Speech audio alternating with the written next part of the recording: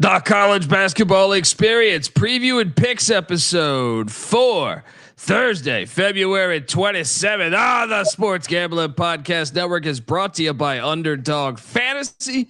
Sign up, and when you do, sign up with the promo code TCESGPN. You get a 50% deposit bonus up to $1,000. We're also brought to you by Edge Boost. Yes, earn up to $750 per month on your sports gambling transactions. Go to edgeboost.bet, promo code SGPN. And we're also brought to you by Rhythm, the leader in data-driven picks and props. Rhythm is giving away $250 future and throwing a March Madness party in Las Vegas. Go to sportsgamblingpodcast.com/party for all the details. We will be there. And remember, as always, folks, to let it ride.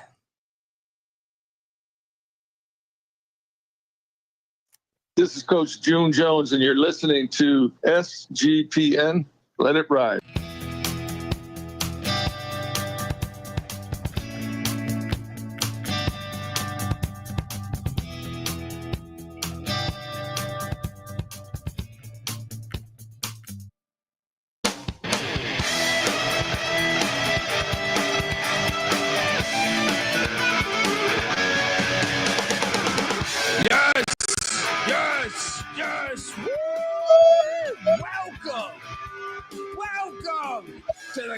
Basketball Experience Preview and Picks episode for Thursday, February 27th. Oh, hey, YouTube.com/The College Experience. Get on over there, hit that like and subscribe button.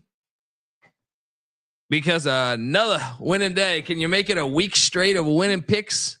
We're dealing out winners straight carved down to the bone here. If you're wondering who the hell you're listening to, that's fair. My name is Colby Database Dan, aka Pick Dundee. That's not a pick. This is a pick. He was raised in the land down under, where a man thinks on his feet, speaks with his fists, and lives by his wits. When Dundee happened, he was a superstar. I smoke and I drink, and I don't have stress, and I'm healthy. Very healthy. Dude, you keep getting winning nights. Look at that. Real estate in Del Boca Vista. Fucking Barbados. Fiji. All that shit. Let's go. Fiji's a little expensive to get to. But the other ones, very achievable. But you never know. Another week of winners. I am joined by my co-host. He's the host of the Ryan and Rush Show. And also check out the College Basketball Experience pregame show each and every day. Give it up for former video coordinator for Hall of Fame coach Bob Huggins and Frank Martin, Ryan McIntyre, a.k.a. Moneyline Mac. How are you, brother? Doing good, brother. Yes, winning night. Fun night. I mean, good games all around. Cheers. Mac tonight. Come on, make it Mac tonight. Yeah, I mean, some crazy games. A lot of fun. Obviously, it heats up into this time of year is just fucking great. It's just great. You know what I mean? Even if you're not making, even if you were losing all your bets, it's still, if you were losing all your bets, you're still getting college hoops, awesome games. Yeah. You know, but obviously winning does help. Buying money helps. We've talked about this a lot on the meditation episode. Yeah, I mean, just a slew of good games. We can just jump right into it. But I did want to key in on some of the stuff. You know, some of the people in the chat, I did think they thought we were talking about the NCAA tournament a week. What our argument yesterday, myself and Bieniek, and I think you were somewhat in there too, was conference tournaments. Everyone should be in conference tournaments. I don't want a 364 team tournament.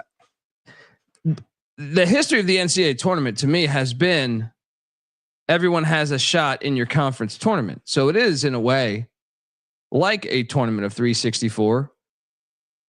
that's what we've always, at least I've always used. I feel like a lot of people have always said, yeah, everyone's got that second chance. We'll talk more on that in a little bit, but I just want the clarity out there. We're talking the conference tournament, not the NCAA tournament. I don't know if you want to key in on that.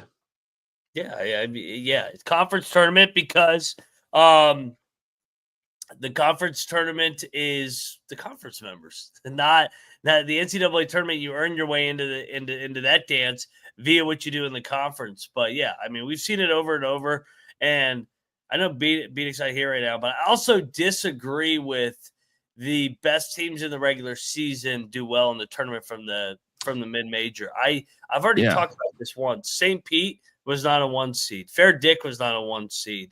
George Mason was not a 1 seed. VCU was not a 1 seed in their league. So there's countless examples of teams getting hot in their conference tournament and then taking that momentum into March. So yeah, I disagree with Bieniek. Shocking. Yeah. I mean, I just wanted clarity because I feel like in some of the comments are thinking I was talking NCAA tournament. No, but if you look at it, like I've always used that argument for football, or why we should have more teams in football is because like what's great about college hoops is there's a take two. You're figuring it out in the regular season, but you get that conference tournament, and from that conference tournament, it basically is like a field of 364. It's not titled the NCAA tournament, but it basically is. If you win your fucking games, if you win out in your conference tournament and the NCAA tournament, you're the national champ. Yep. And there's nothing you can do from it. And the minute you start depriving teams of that, I think is ridiculous. But anyway, more on that in a bit. Out the gate, buddy. We got our ass whooped out the gate. I got killed. Lehigh. We tried to dive into the stinky number, the Vegas number that we thought, hey, why is Lehigh, this number being set at this? We both eat shit. Boston 79, Lehigh 68. Your thoughts? Kind of got just punched in the mouth and never could get back in front or never could catch up. So Patriot League's a weird league. It's a weird league. The more and more I just keep watching. We're getting some blowouts lately though, man. Another double-digit game. Fun league, weird games. BC giving us $5. Appreciate you, BC. What was the name of the outro song last night? That is it's a guy named Mocha Only, who I highly recommend checking out his rap and his producing and hip hop. But that song is not out there released. That was for a pilot that I did where he had we used to play music, but it would get me sued. So I know I won't get sued. Mocha's a friend. But yeah, check him out. He's won a bunch of Junos and all that shit up in Canada. He's from Vancouver. But highly recommend checking him out. He's done shit with a bunch of big time artists that are awesome. MF Doom, he's got a great track with. But anyway, so there's that. Appreciate the $5 though, brother.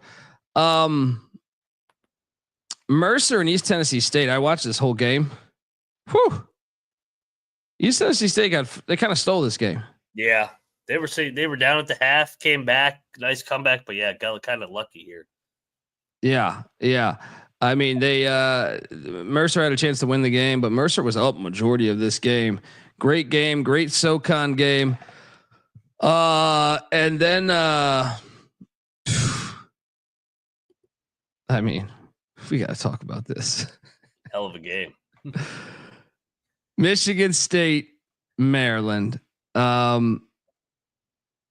Just an unbelievable game here. As I was surprised by the lack of scoring in this game. It was beautiful.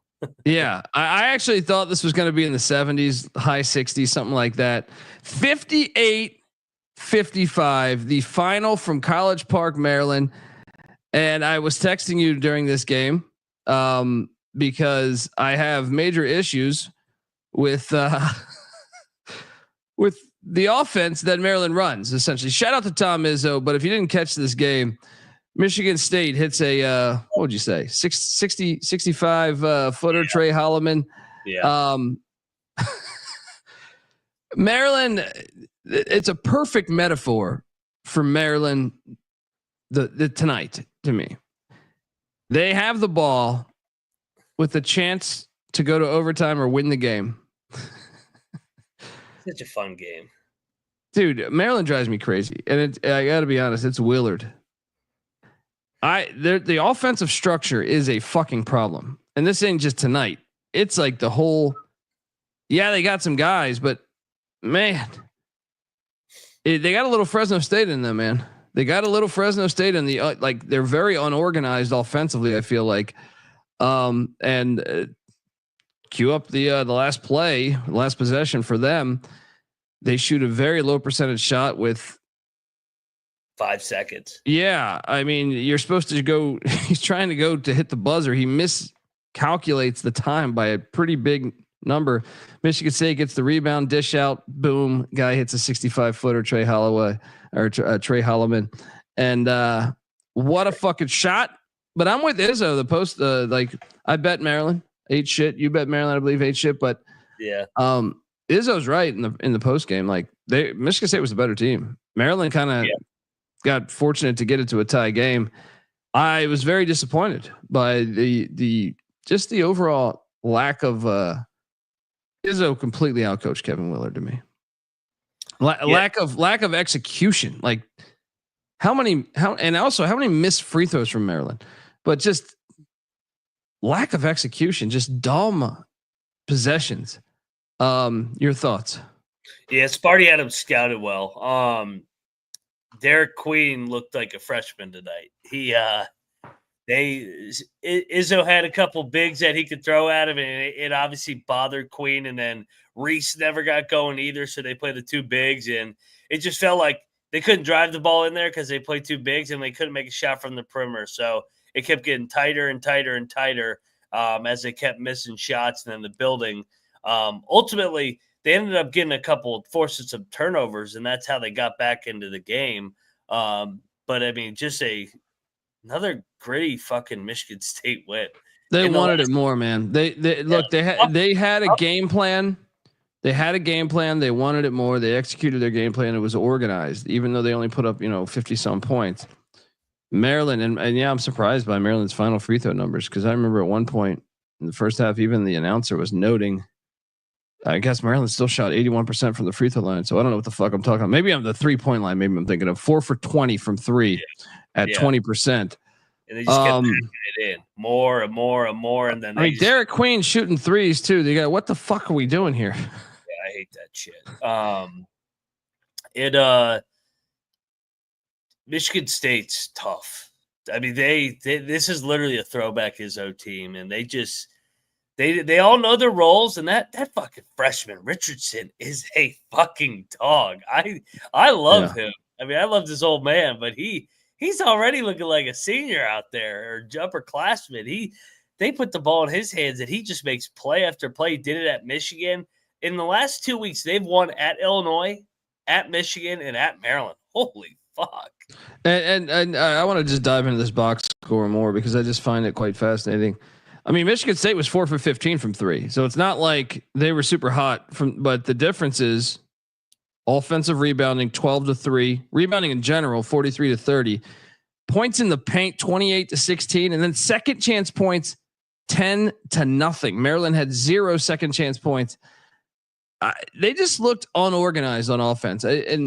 I haven't talked to my oldest brother, but he's a Maryland Terrapin fan, and I know he watched it. But he kind of hits the nail on the head. I feel like every time we talk about this team, he thinks this team is super talented, but he's just like when they lose, they normally lose similar like this, where they're kind of all over the place.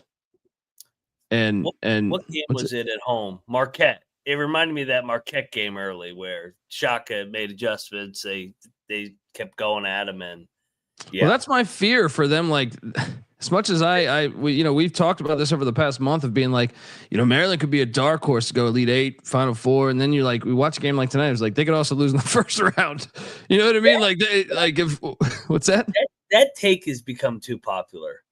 I've heard everybody say Maryland's their dark horse. I'm like, all right, they're not a dark horse anymore. If everybody is going to say they're a dark horse, Yeah, it's true. It's true. We had a lock battle, buddy. Pick Dundee on the Yukon Huskies. Moneyline Mac on Georgetown. Dundee covers by the hair on his chinny chin chin. Look, I actually won my personal bet. Oh, did you? It closed at 14.5, and I always wait to bet UConn because everybody loves betting UConn. It closed 14.5 on the pregame. All right, well, fuck me then. And no, you won the battle on the show. So my number hit 2 then. Yeah. But yeah, your thoughts as Georgetown was in this game. I feel like to first half for sure.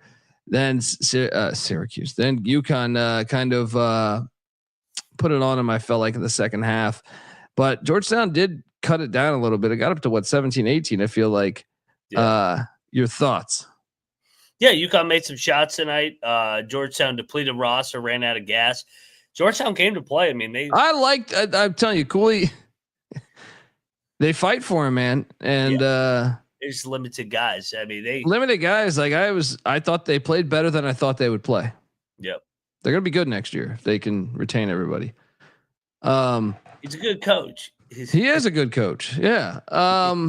Even though one fan base wants to act like he's not, even though he won him a Big East title and got him to a Sweet 16, he's a pretty damn good coach. He knows what he's doing. Yeah. Yeah. Shout out to Jeff Sharp. Fortunate to cover UConn. Yeah. I think that makes up for the 65-footer, even though Michigan State was the better team. Yeah. To lose on a 65-foot. I thought if we got it to overtime with it being momentum, it's starting to build the final 2 or 3 minutes of that game. Why didn't we bet this game, dude? I knew Presbyterian was live in this. Presbyterian goes. Asheville had not lost a game at the Kimmel Arena until these blue hose walk in. What the hell was this? 64-59, the blue hose. Corey Mincy with a big game for him. Your thoughts? Asheville stumbling coming into this conference tourney now. 2 of 3. Heavy or they got drilled at Radford. Now they lose as a 10-point favorite against Presbyterian. Nice win for the old blue hose. Yeah. Yeah. And then we ate shit here. I had a guy on Twitter hit me up about this saying, you guys talked a big talk about Fran Dunphy and the shipment coming in. First off, we do that with every fucking LaSalle game, but you can't start a game. What were they? I think they were down 13-0 to start the game. They suck so bad. Just shooting yourself in the foot right from the start. But yeah. Anyway, the shipment will come in later this week. It's coming in later this week. Yeah, it's coming in later this week. All right. Got intercepted by customs. Don't worry. We got a guy there. We're going to give him a phone call and he's going to put that shit back in the mail. So it was a rough start, man. For me, it was just boom, boom, boom, 1-3 out the gate. But then we settled down some. Yep. The Dayton Flyers, double lock. They go up to Rhode Island. Get that dub, 85-77. Your thoughts? Good win, Dayton. They're such a weird team. They have been such a roller coaster of a team. Like some nights I'm like, man, I'm starting to buy into Dayton. Other nights I'm like, yeah, they suck again. I was watching the game tonight and I thought it's still worth a sprinkle on that in the conference tournament. It's worth a sprinkle.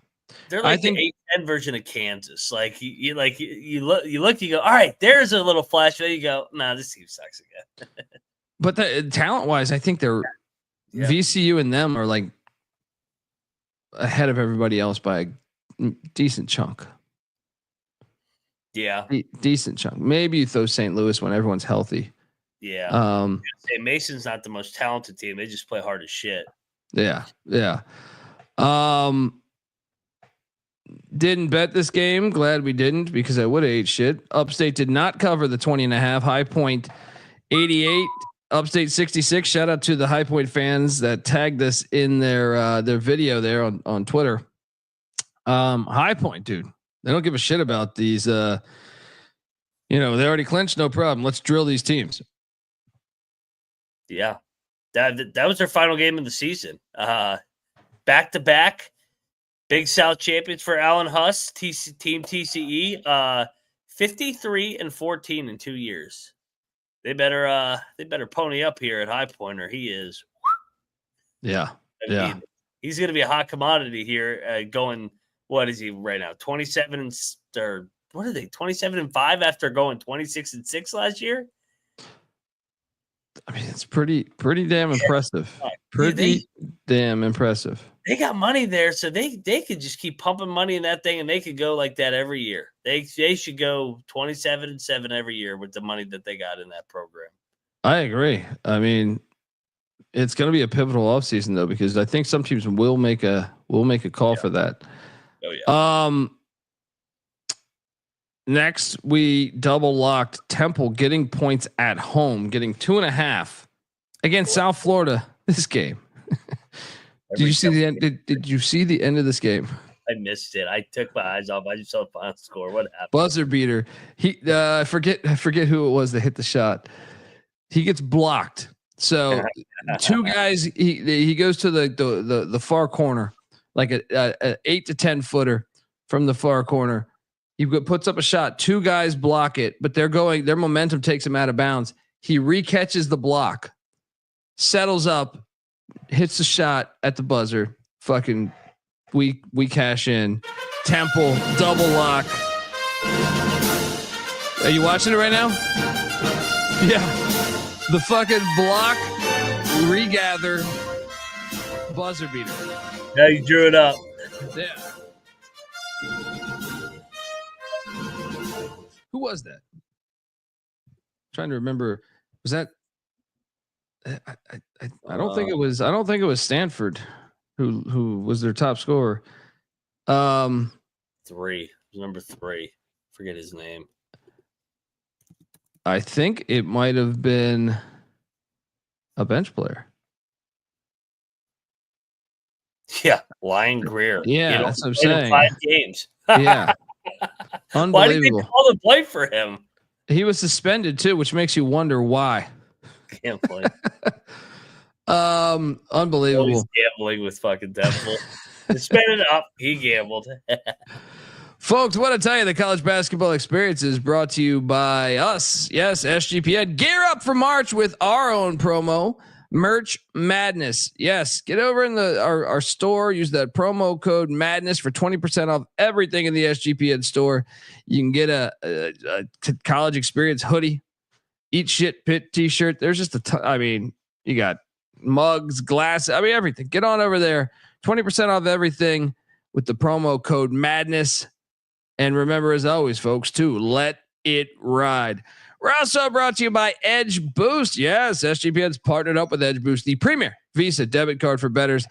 An Edge Boost card allows you to avoid the hassle of having your card denied at the sportsbook, DFS site, sweepstakes site, racetrack, or casino. Plus, you can earn up to $750 per month in cashback rewards for using your Edge Boost card. And your money is safe as the card is FDIC insured.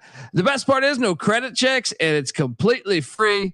Sign up today. Use that promo code SGPN so you get better cashback rewards and instant tier 2 status. That's edgeboost.bet, promo code SGPN. Once again, that is edgeboost.bet, promo code SGPN. We're also brought to you by mybookie.ag. Yes, MyBookie is your place to bet on every single sport. Plus, they got props for every game, and the live dealer casino is a bundle of fun. And MyBookie accepts customers from a ton of different locations. You can easily deposit and get lightning fast payouts using crypto. So what are you doing, folks? Head over to mybookie.ag, promo code TCESGPN for 100% deposit match up to $1,000. Plus, they're going to give you a $10 casino chip. That's mybookie.ag, promo code TCESGPN. All right, we are back.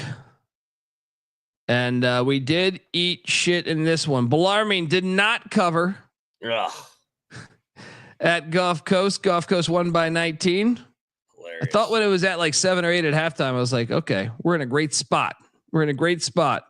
No, second half, Gulf Coast was just too much to them. Their athletes just too much.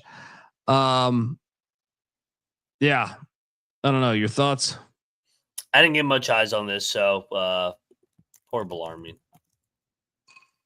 It was a good year. Not really. 5-26. Rest in peace. We'll see. We'll see what we get from Davenport side of things if he goes, hands it off to his son or somebody. Come back for one more run. One more run. Let's go. You can't end like that. One more run. Let's go. One more run. The Citadel needs to do 1 million more runs because oh my god. Did you catch the Furman Citadel game? I had this thing on for about 3 minutes and I was like, yeah, okay. Bad game. Oh my God. Furman with a 43-point win, in-state battle. Disrespect. I almost bet Citadel too. Thank God I laid off it. I can't believe we didn't cover this one. I thought we were going to get this one. Clemson. We're getting Notre Dame in 14.5. Clemson wins by 15. Unreal.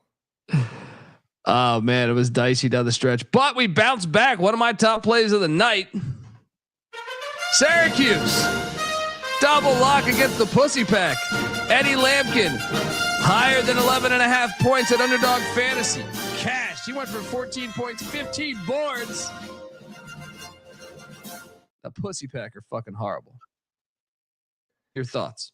Oh, they're fucking terrible. They ain't gonna make it. Miami was the first high major team eliminated. NC State's about to be saying they suck. Good Lord. Yeah. Then, I mean, this one was shocking to me. I think I texted you this. The Buzzsaw's about to lose 5 straight games. How about Vanderbilt? Oh, I love it in a way. I mean, had I not bet on it, I would be the happiest fucking guy on the planet right now with Vanderbilt winning this, but I did bet on it. Wade Taylor did hit his higher though on the points for Underdog Fantasy, but Vanderbilt 86, A&M 84, 3 straight losses for A&M. That I'm concerned, but shout out to Mark Byington. I saw Patty C tweeting out this is the best fucking coaching hire this offseason, and I mean it's hard to between him and Signetti. Yeah. JMU program. Good God. This is game ball worthy, man. Vandy's in. Tonight they solidified it. Shout out to Damani. And of course, shout out to Diego Pavia. Your thoughts on this one, man? Yeah, Vandy 19-9 now. 1 win away from 20 on the year. They got a tough finish, but they're in. They're in now. They're dancing. Like they're locked. All they had to give was 7 after that win. This is an unbelievable turnaround by Mark Byington. I thought this was one of the best plays on the board too. I felt great about the spot. I felt great about the spot. I thought they would get it. That I mean, Vanderbilt was just hitting 3 after 3. Yeah. What a win! What a win for the Doors. Eastern Kentucky took down North Florida. Didn't bet this game, but I hit on EKU. Did you bet this? Yeah, I was on North Florida. They had the lead, and then they kind of choked down the stretch. Good win for EKU. Them in Jacksonville, the 4-5 game in the A-Sun. That's a game. That's a fucking game right there. That's a fucking like semifinal game in the quarters. Yeah. Then we double lock the Radford Highlanders as they go into Boiling Springs to take down Gardner Webb 63-56. Your thoughts and your boys? Good win, bounce back, and they need to finish strong here and get the 3 seed, I think, is what they are trying to get. Let me take a look at this. Because Asheville lost. They can't catch them. Yeah, Winthrop's 1 game ahead. So, yeah, Radford looks like they're locked into the 4 seed. So I was 16 and 12 and 1 today. ATS. This is Cal pushed. But, I mean, we lost by a 0.5 point on the Irish. I feel like I should have been better than what I was because Loyola, Maryland. Oh, What number did you get? 2.5. Yeah, getting 2.5 with the Greyhounds. They lose by 3 in a game they were up a lot of. Yeah. That was tough. That was tough. Shout out to Bucknell and Noah Williamson, had a big game from them. Navy took down American. Didn't bet that game, but Navy. Wait, so what's the Patriot League right now? Yeah, Bucknell and American are tied. I blocked up Navy. I said that line fucking stuff. Yeah, my bad. Let me play your music. I didn't bet that shit. Yeah. Moneyline Mac locked up the midshipman. There you go, Bieniek. What up, Bieniek? I joined the show at the wrong fucking time. If these two teams tie, man, that's gonna totally screw me. I predicted both teams to be 1-2 in the standings, and they tie. I'm just gonna push on both bets. Well, no, Americans at Colgate on Saturday. They're not gonna win that game. I'm rooting for Colgate because Bucknell's the larger ticket. Yeah, Bucknell's gonna win the fucking regular season. Shout out to John Rickman. Although I could see Dave Paulson giving them a game up in Boston. Yeah, that is a tricky. I mean, I could see both teams losing on Saturday. So that is a hard last game. Like when you have all the pressure and expectations on you, you got to win that game, and then you get the fucking Holy Cross Crusaders. Like, oh fuck, on the road too. Like holy shit up there. Unbelievable. There's been at least this wasn't a Patriot League blowout. Another 0.5 point loss for me. I had UCF -4.5. Of course, Kansas State makes this tight. This game, by the way, UCF was up double digits for a good chunk of this fucking game. This is rigged. God. You see Mikey Williams miss fucking 2 free throws at the end? Unbelievable. Unbelievable here. That was rigged. I love that play too. I thought that play was fire, but yeah, law 8 shit there. You locked up Fordham. I stayed away. Fordham covered against Mason. Mason only wins by 10. Your thoughts? Sleepy spot for Mason, but yeah. Now Mason keeps winning. That's all you got to do. Yeah. Then we double lock. This was one of my top 5 plays. St. Joe's 75, the Bonnie 64. Double lock cashes.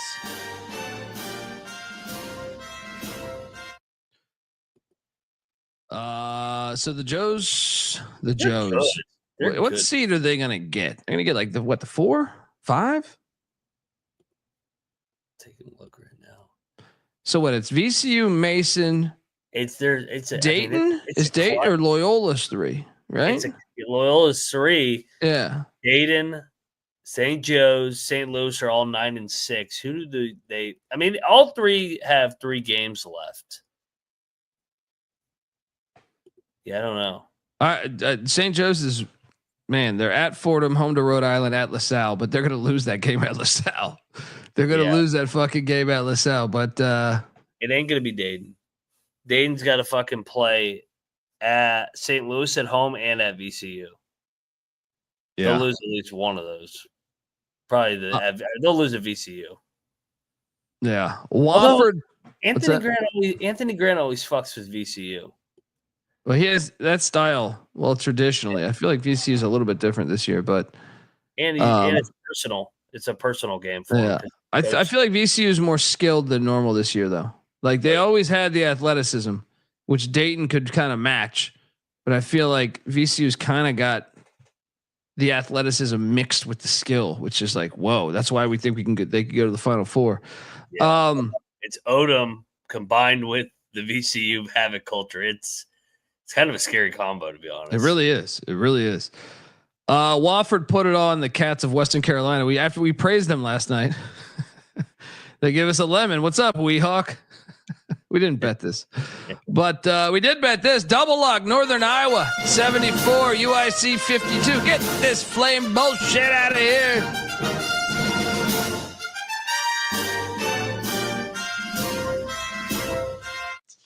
I should have loaded that more. They killed them. Yeah.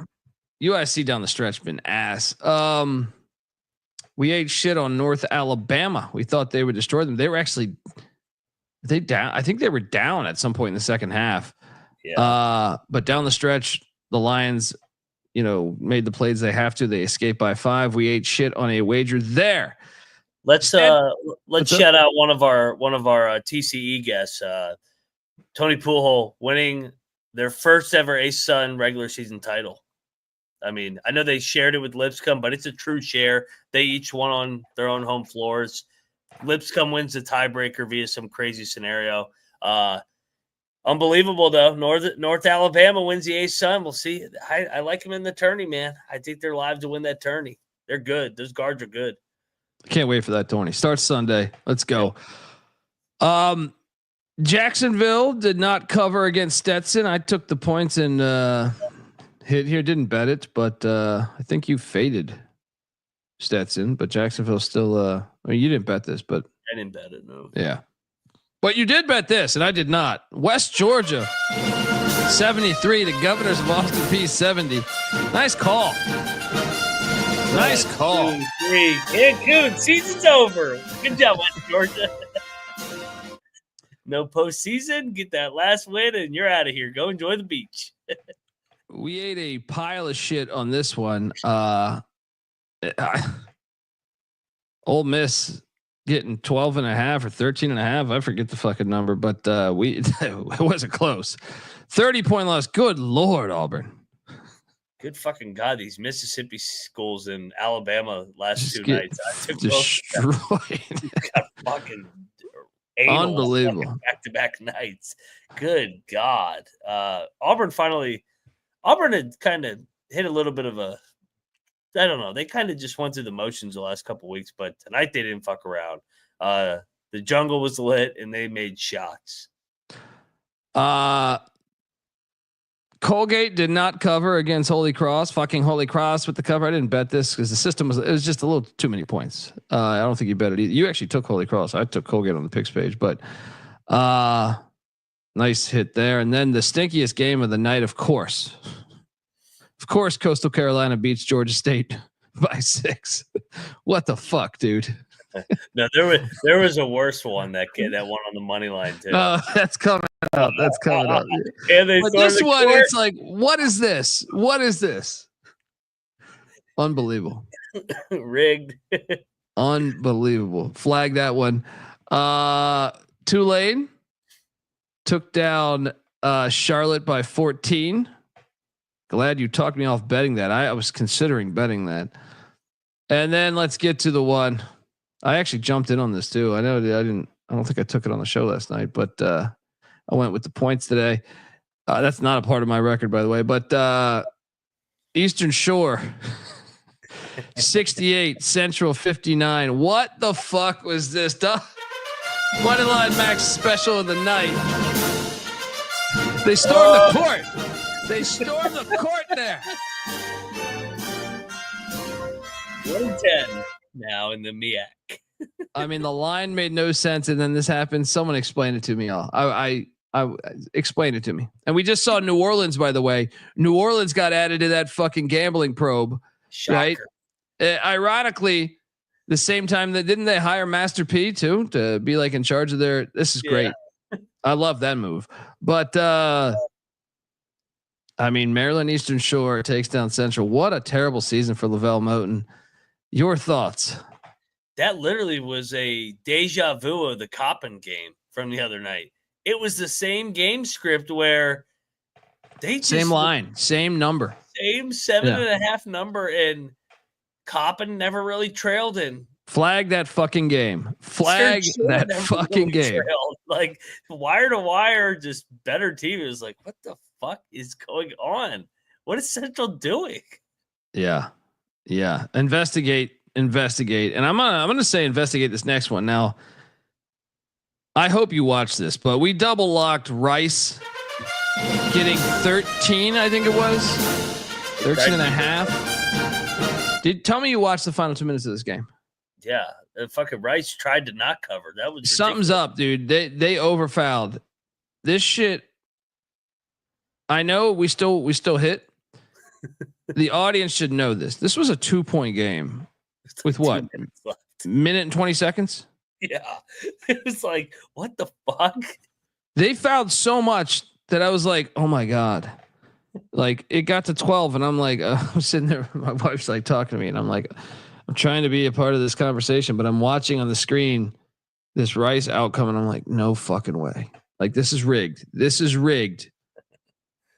I mean, we got fortunate that we got a bucket and the dude missed the final bucket, but I'm saying like, yeah, I still want this investigated because they overfouled and the refs overcalled that shit. Memphis looked like ass tonight. They were Rice gives them fits, man. Rice is a team that fucks with them for whatever reason. Yeah. Lanier, he fucked with them at SMU. Now he's fucking with them at Rice. Yeah. Memphis just went through the motions. We double locked Evansville. Almost won this thing outright. I watched this game. Drake 65, Evansville 61.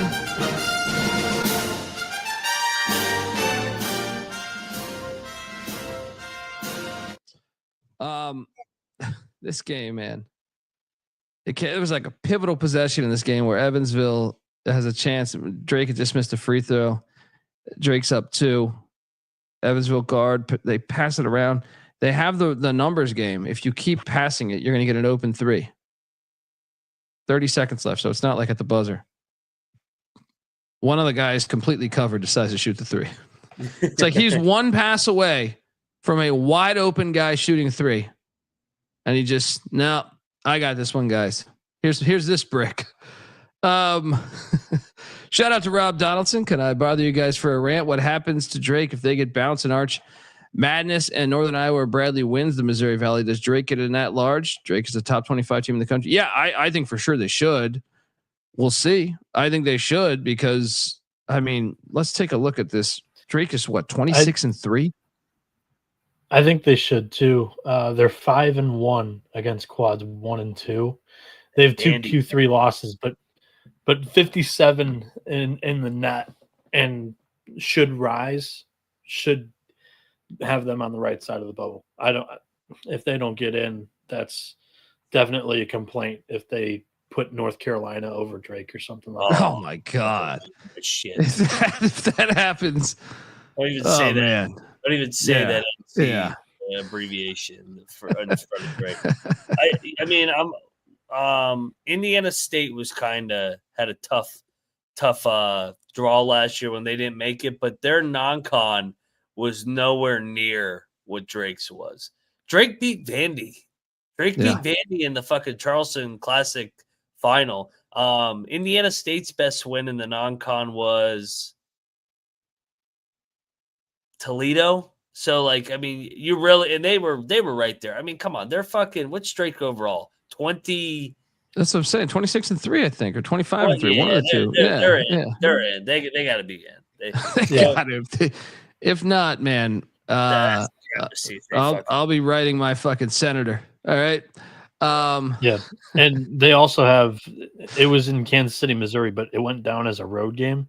A win at Kansas State. Yeah, they beat K-State too when they were healthy. Yeah. And that one continues to age pretty well after K-State went on that 6-game win streak run. So, yeah, K-State and Vanderbilt are definitely helping them out here with late good runs. Let's go. We're rooting against Drake then. So that way the Valley can get 2. Yeah. Amen. And we need Drake to lose in the championship game. Shout out to Centeno 82. Yeah, Northern Iowa. Give me Northern Iowa. Iowa. Bradley. I like Bradley too. Either one of those, I'm happy. Centeno 82, you guys rock. Sending love from San Diego. Stay classy. Love the whale's vagina. Appreciate you tuning in. But yes, we double locked Rice, cashed, double locked Evansville, cashed. Stayed away from this Lipscomb Central Arkansas game. Central Arkansas actually covered by, I think, 2 points. We double locked. This was one of the easiest bets on the board. Loyola Chicago against G-Dub. The Colonials got their ass whooped. Loyola by 20. Loyola at home is a fucking machine, dude. They're like automatic. Yeah. Unless they played VCU. Yeah. Automatic. Great win there. Then Belmont took down Missouri State by 9. We stayed away. I think we picked it incorrectly though. Shout out to the Bruins there. Oh, yeah. okay. Well, I you mean, ate I shit know there. it was a stinky ass line. Now it didn't feel good watching that game because of all these rigged games that have been going. Oh no, you bet on Belmont though, right? I bet on Belmont. Okay. Yeah, I Okay. dove into the stinky. So you cashed, yeah. We were super hot right here. This kind of made our whole night. Double locked South Dakota plus a big number was 9.5. The Bison of North Dakota State win the game, but only by 4. Rivalry game points. Let's go. Then we double locked Seton Hall against Nova. That cashed. I thought Nova. We got to have a conversation.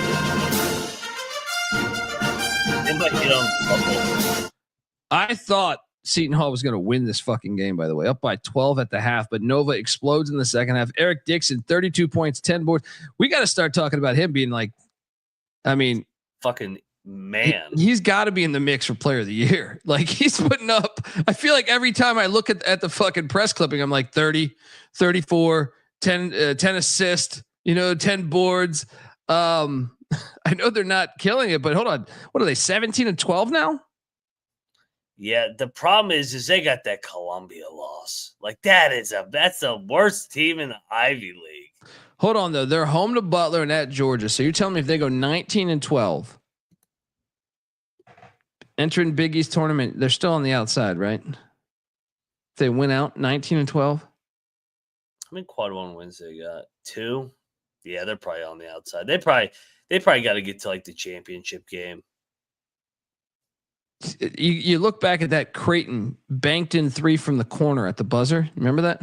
Yeah. Yep. And you're like, man, they win that game. If that bank's not open from that angle, which is you couldn't do that in horse if you fucking wanted to. Or if they didn't fucking blow a 14-point lead at UConn last week, they've had some heartbreaking. No, I think they did it against Xavier too. Yeah, weren't they up big on Xavier and then they ended up losing that game? Yeah, I mean, damn, if they had just fucking held on at UConn, they would have been battle of the bubbles here with UConn and Villanova, but fucking Villanova fucking choked. Well, that's why I wonder if they fire Neptune, because I think he might have bought himself another year, even if they don't make the dance. Did he pull a Hubert and sign something behind the scenes? Jay Wright got him. But then again, Dixon's gone, so they'll probably win 3 games next year. Yeah. We had a lock battle. You grabbed a win. Moneyline Mac cashes. Penn State covers by 1.5 against Indiana. Your thoughts as Ace Baldwin? Big fan of Ace Baldwin, but I mean, 22 points, 5 boards, 5 assists, six fucking steals. Good God. Indiana gets that dub, and once again, Kevin Keats 2.0. Yeah. Your thoughts on this game though, and a nice lock battle win. Yeah, I mean the Hoosiers are what now 8-9, so they're gonna fuck around and maybe get there. Penn State, I mean, dude, they're playing a lot better. They ran into some injuries midway through conference play, hit that rough stretch. But I mean, you look at it now. They've won 2 in a row against Nebraska and Minnesota. They almost got that done. They got a big one at home against Maryland. What do they need to go? They need to fucking go 6-12 to get in, maybe? I don't know what the fucking tiebreakers are going to be in this stupid league. Well, let's get to that. Remember our conversation last night with me and Noah, and me and you were arguing against Noah regarding the fact that every team is not in the conference tournament. Yeah. By the way, I think that was like a 50-50 response. Because I got some good buzz. You guys got some good buzz supporting. So, well, Mike Rhodes gives his 2 cents on that after tonight's game. Down there in the bottom 3 for a while. Yeah, I think that's horseshit, to be honest with you. We talk about everybody bangs their chest about student athlete experience, and then you have it. And we're in the Big Ten, and we're keeping 3 teams out of it. And you see how we played today. We had a tough stretch. We had a crazy schedule too, but I don't think you take away experiences from student athletes. I think it's ridiculous. I think it's not professional. I don't think it's The leaders got to do a better job talking that through, because last year we went to the tournament and we beat a team, and if we have one box out, we beat Indiana. Now we win 2 games. You don't think we can do that this year if we win? So I just there's a lot of hypocrites right now in college athletics when it comes to, we want to take care of the student athletes and student athlete experience, and then we're in the Big Ten and we're keeping people out of it. We didn't even do that in Division III when I was at Randolph-Macon. So, not a fan of it. Even if I was at the top 3 in the league, I think you never take away experiences and opportunities for young people. And as us adults should be on top of that. Probably get in trouble for saying that. Thanks. My boy. Yeah. Mike Rhodes. I think he's got, I mean, it's basically exactly, I agree with everything he said. It's kind of my whole approach on the fucking thing. But yeah, I mean, I thought he hit the nail on the head. Bieniek, your thoughts? Muted. Yeah. It's easy to take that stance when you're one of the 3 teams that is not playing in the tournament. It would mean he also said he would take it, though. He would say the same if he was in the top 3. That's a great PR answer. But bottom line, like it means significantly more to me if it's like Tom Izzo saying something like that. Look, I am not changing that stance. You had plenty of opportunities. You're a high major team. They bend the knee to you to get you into the NCAA tournament. Bottom line is you didn't do enough during the regular season to warrant. Yeah, that. we're not gonna go down the same road. I just wanted your thoughts on that because I mean, to me, you're a part of a conference. Everyone should play in the tournament. You for whatever reason, I mean, whether it's a foul called here, a guy injured there, we can come up with a million things. To me, when you're a part of a conference, you should play in the fucking tournament. But that's I think that experience alone is something that just should happen. But again, I didn't say that they shouldn't play in the conference tournament. I don't have any sympathy for them missing. I don't. It's easy to take that stance if you're a coach that is on the outside looking in, and the door's shut now. So, but I don't know. But it doesn't move the needle. that is a good clip. I didn't even see that today, for what it's worth. Yeah, I mean, I just think it's a shame because I do think we're taking away something that could be a magical run. The coaches need to do that more often, though. They need to get that out there, get people's attention, because if guys like an Izzo or a Matt Painter who are already qualified and really don't have any worry about missing the tournament, let's be honest, it would have to go really, really bad for those programs to miss. And I just feel like 16, 17, or 18. If they bring awareness to it and go to the Big Ten conference and say, hey, we need to involve everybody, then that moves the needle for me and probably the conference. But until then, I don't think it's anything. I just think like there's so much like a call here, a call there, an injury here, an injury there, and to deprive someone of that second chance 18 is games. It's 20 games. It's 16 games. It's 12 games. okay. But it's not 18 games. It's one game or between them and the next seed that gets in. It's one game means significantly more in a conference race when it comes to football. But when you play every team at least once in the Big Ten, but it still could be game schedule. But it still could be one call is my point. Like one call in that Minnesota game back in November 30th could be the difference in them not going to this conference tournament, which is why I think it's stupid. Or it could be 20 points in a loss to UCLA. Sure. But that's why there's so much of that though, because you play a 30-game schedule that I find there's so many things you could pinpoint. That's why I think you deserve that chance. Or what about when you were ran off the floor when you were a totally healthy team to an Illinois team that is 500 in the league? They lost by 40. Okay, and I still believe they deserve that chance because I think other teams lose by 40. So, but anyway, let's not go down that fucking hole again. I don't feel strongly one way or another. I don't have any sympathy to the teams that get left out. I do. My entire stance. I do. But anyway, Next up, folks, want to tell you that the college basketball experience is brought to you by Rhythm. Rhythm is throwing an epic March Madness party. And guess what? You out there, you are invited. Yes, all Rhythm users are invited to a First Four watch party Wednesday, March 19th at the awesome Stadium Swim Inside Circa in Las Vegas, Nevada. Free drinks. Plus you get a chance to hang out with us. Yes, the guys from SGPN and the college basketball experience. And get this, it's getting better and better. Rhythm is also giving away a $250 March Madness future for one random lucky Rhythm user. Even if you can't make the party, you can still win with the future bet there. So just sign up for your free 7-day trial period at sportsgamblingpodcast.com/rhythm. That's RITHMM. That's sportsgamblingpodcast.com/rhythm. Come by and use Rhythm to help you fill out your bracket and make some bets while you're at it. I mean, come on, a free party plus a chance to win a .com/party for all the details. Once again, sportsgamblingpodcast.com/party. We're also brought to you by Underdog Fantasy. Yes, college hoops. Once again, we did it again. Eddie Lampkin getting it done. Who was it? I had Lampkin and I had who was my other guy? I don't remember. But I hit. I just talked about it a second ago. I just can't remember who the fuck it is. Ace. But either way. No, it was well, I had Ace on the third leg, but on the second leg, oh man, who the fuck was? Oh, it was Eric Dick. Was it Eric Dixon? Might have been Eric Dixon. I can't remember.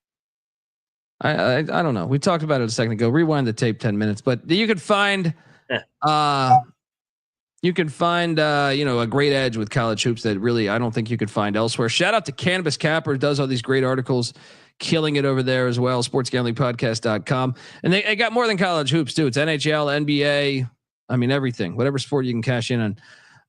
And Underdog is offering a Luka discount for every Laker game for the rest of the regular season. Also for football heads, pick 'em projections for select players. 40-yard dash times are during the NFL Combine are here. So check out that. Yeah, that's incredible right there. So sign up, and when you do, sign up with the promo code TCESGPN to claim your special pick plus first time deposit offer up to $1,000 in bonus credits. UnderdogFantasy.com, promo code TCESGPN. All right, we are back. Yeah, I mean, NC State, there's a perfect example right there. Ran the table. They're not a Cinderella team. They're a high major with a gigantic enrollment. All the money in the world. That's not a Cinderella. Would they have been in the tournament last year? No, they would have been like 5 games out of it. Yeah, that's a good example. They went to the Final Four, though. I mentioned that last night. And the original NC State with Jimmy Valvano, I believe, the same situation. Yeah. But I don't think that's a Cinderella story. The Cinderella story is like a mid-major or the original is a Cinderella story. Sure. The original is a Cinderella story. Yeah. Last year was Cinderella. They were terrible. Yeah. That's not Cinderella. No, that program. That's subjective. It's subjective. It's if you win 11 straight games as an underdog, it's Cinderella to me. They hadn't been to the fucking Final Four in 30 years, dude. Like 35 years, I feel like. I know. Yeah. I'm just saying that school as a Cinderella, get out of here. Their enrollment's crazy. In one of the biggest and most but a Cinderella can be like when Boeheim's Syracuse team got in all the way to the Final Four as that play-in team. That was a Cinderella. The entire idea of a Cinderella is, like adopted child in a family all of a sudden is like the one being propped up. Like that whole Disney story is Cinderella. Like I think it's subjective though. I mean, I think any double-digit seed that makes it, I don't give a shit if it's Kansas as a double-digit seed. If you make the Final Four, I think you're a Cinderella. I can't go there for that year. Yeah, for that year. Yeah. Next up, Arkansas State took down Louisiana by what? 19? 1,000. I think I took Louisiana. I didn't bet that, but South Alabama 88, Southern Miss 86. Get the fuck out of here, dude. This is a rigged game too. Yeah, flag that one. Moneyline Matt cashes on Southern Miss at the Reed Green Coliseum. Really rigged game. definitely a rigged game. I watched this game too. Yeah. Investigate.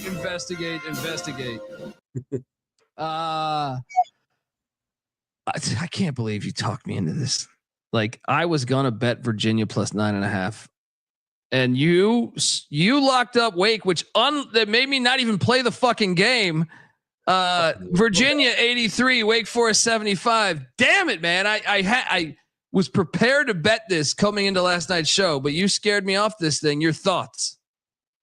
Pathetic. They are off the NC State loss. How are they not ready to play tonight? What the fuck is? What do you mean? They're consistent. They do this every year. Oh my! I thought we would get a fake smash spot and everybody would be like, "Oh, Wake's back," and we try to put them in the bubble again. Oh my god, they're awful. They're done. Don't give me any more graphics with them on it. Them and Pitt are banned forever. They're the same team. Fraud. Why did we not bet Stanford? Stanford drilled Boston College by 20. Gosh. We took Stanford, just should have bet it. Then Kentucky and Oklahoma. I hit on this. This is why you do take the point, or the 1.5 or whatever, or 2, whatever it was.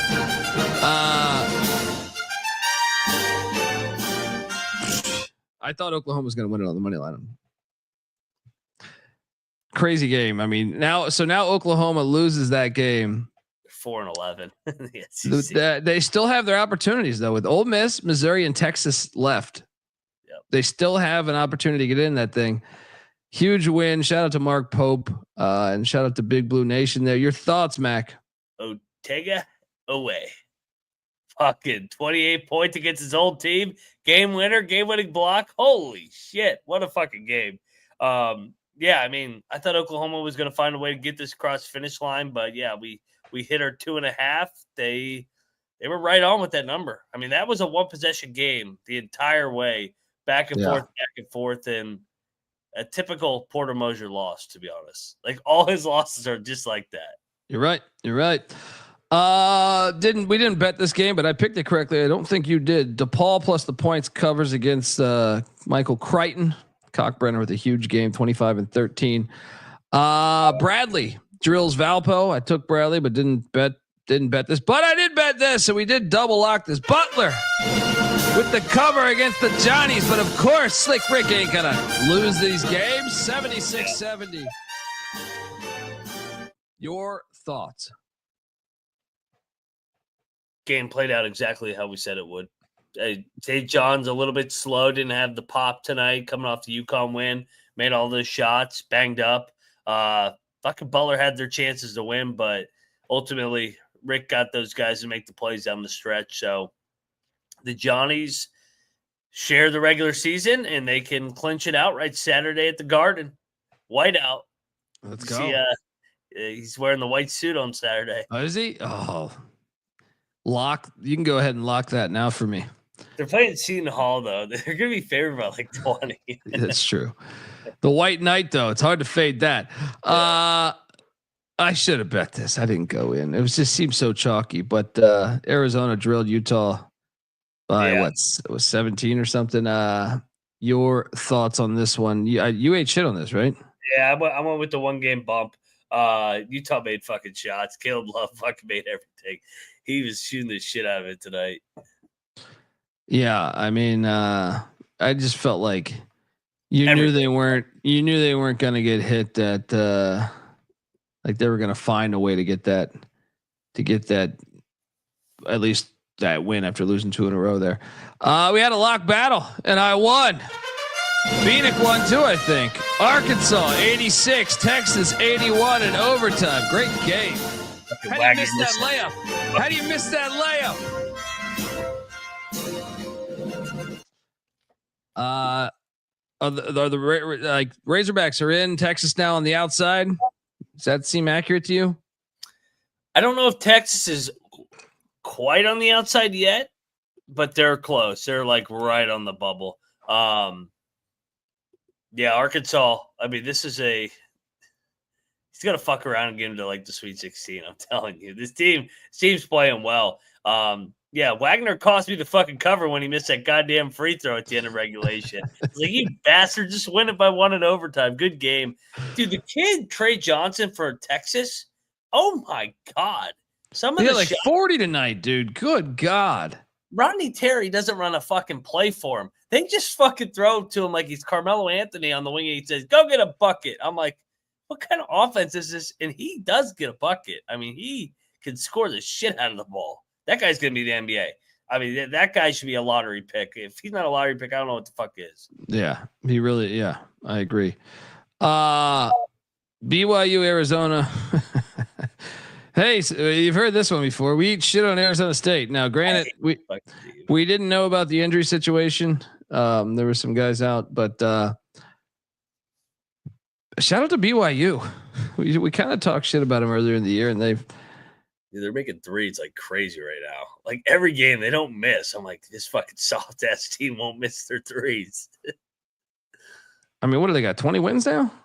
It's a great first year. Yeah, great first year. We double locked Boise State, 82-65. They get it done against the Aggies.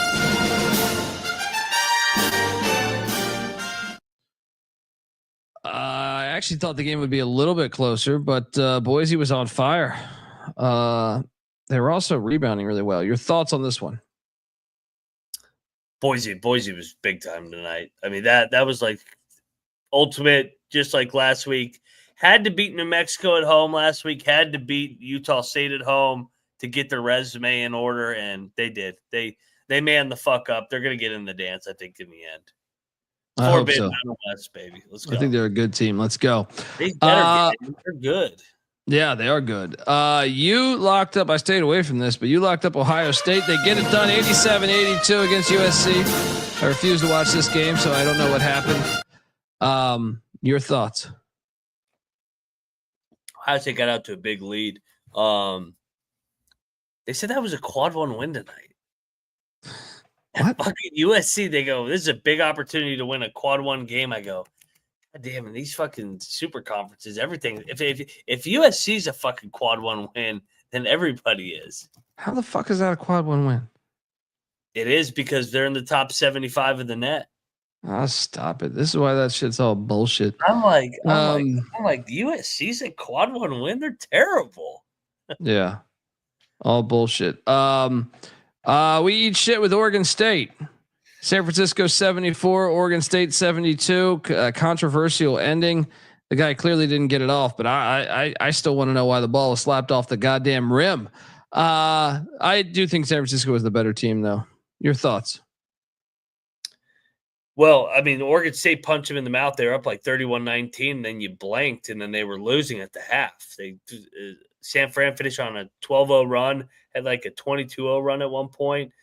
San Fran got the opportunity of a lifetime on Saturday night, and they are going to get blown out because they're playing the fucking Warriors arena like a bunch of idiots. We talked about this, I think, in the WCC preview. The WCC preview said, "Why are they doing this?" So if they're having their best year, they're taking away all momentum from that game. They're going to get destroyed in that game. I'm loading up on that bet. That you can already consider that a lock for Saturday. But what a dumb athletic director. What are you doing? It's a conference game too. It's literally for the 2 seed. And if San Fran wins, that might be the win that puts them over the right side of the bubble. This stupid decision is going to cost them the NCAA tournament. It is. It is the dumbest decision of the fucking year, and they deserve to lose by 20 like they always do because it'll turn into a Gonzaga home game. Yep. Gonzaga will have the crowd because San Francisco is not necessarily a college basketball city. Yeah. You fucking idiots. Just so dumb. Yeah. And how do you miss that layup? Right. Oh, fucking. That was so white. Noah in the chat. Noah in the chat saying it's all about ticket sales and revenue. But how much would the revenue be if you made the NCAA tournament? Yeah. Hey, I guess you get another home game on your fucking campus, jackasses. When you're the 1 seed in the NIT, idiots. Yeah. Then the final game of the night, SMU Cal. I pushed on this. Of course, SMU was up by like 20 in this game, but Cal comes back. It closed at 4.5. So if you got that, good for you. I got flat 4, so I pushed. Well, what'd you get here? 4. Yeah, of course. Yeah. The Calgoritham may be on the next FBI report. Their numbers are fishy sometimes. Yeah. All right, game balls. Let's get to it. Where are you going? Game ball number 1. We'll go to Sparty. I mean, that fucking Maryland crowd, that was an old school crowd tonight. That was big time. Yeah. See what happens. You play meaningful games. Michigan State's not even a rival. Imagine if you started playing Carolina and Duke and Virginia. Vanderbilt. One of the best stories of college basketball this year. Game ball. Huge win at A&M. Where's game ball 2 going? Presbyterian. Dude, that's a great game ball because they're having like the best season in a while. When's the last time they were this good in basketball? In the last 4 games, they've beaten Longwood, Radford, and Asheville, all 3 on the road. What? Dude, they're doing a great job. He might get plucked away. Yeah, I wish they would win a couple more games, but I mean, it still is Presbyterian. Oh, one of the hardest jobs in the country. Yeah. One of the hardest jobs in the country. I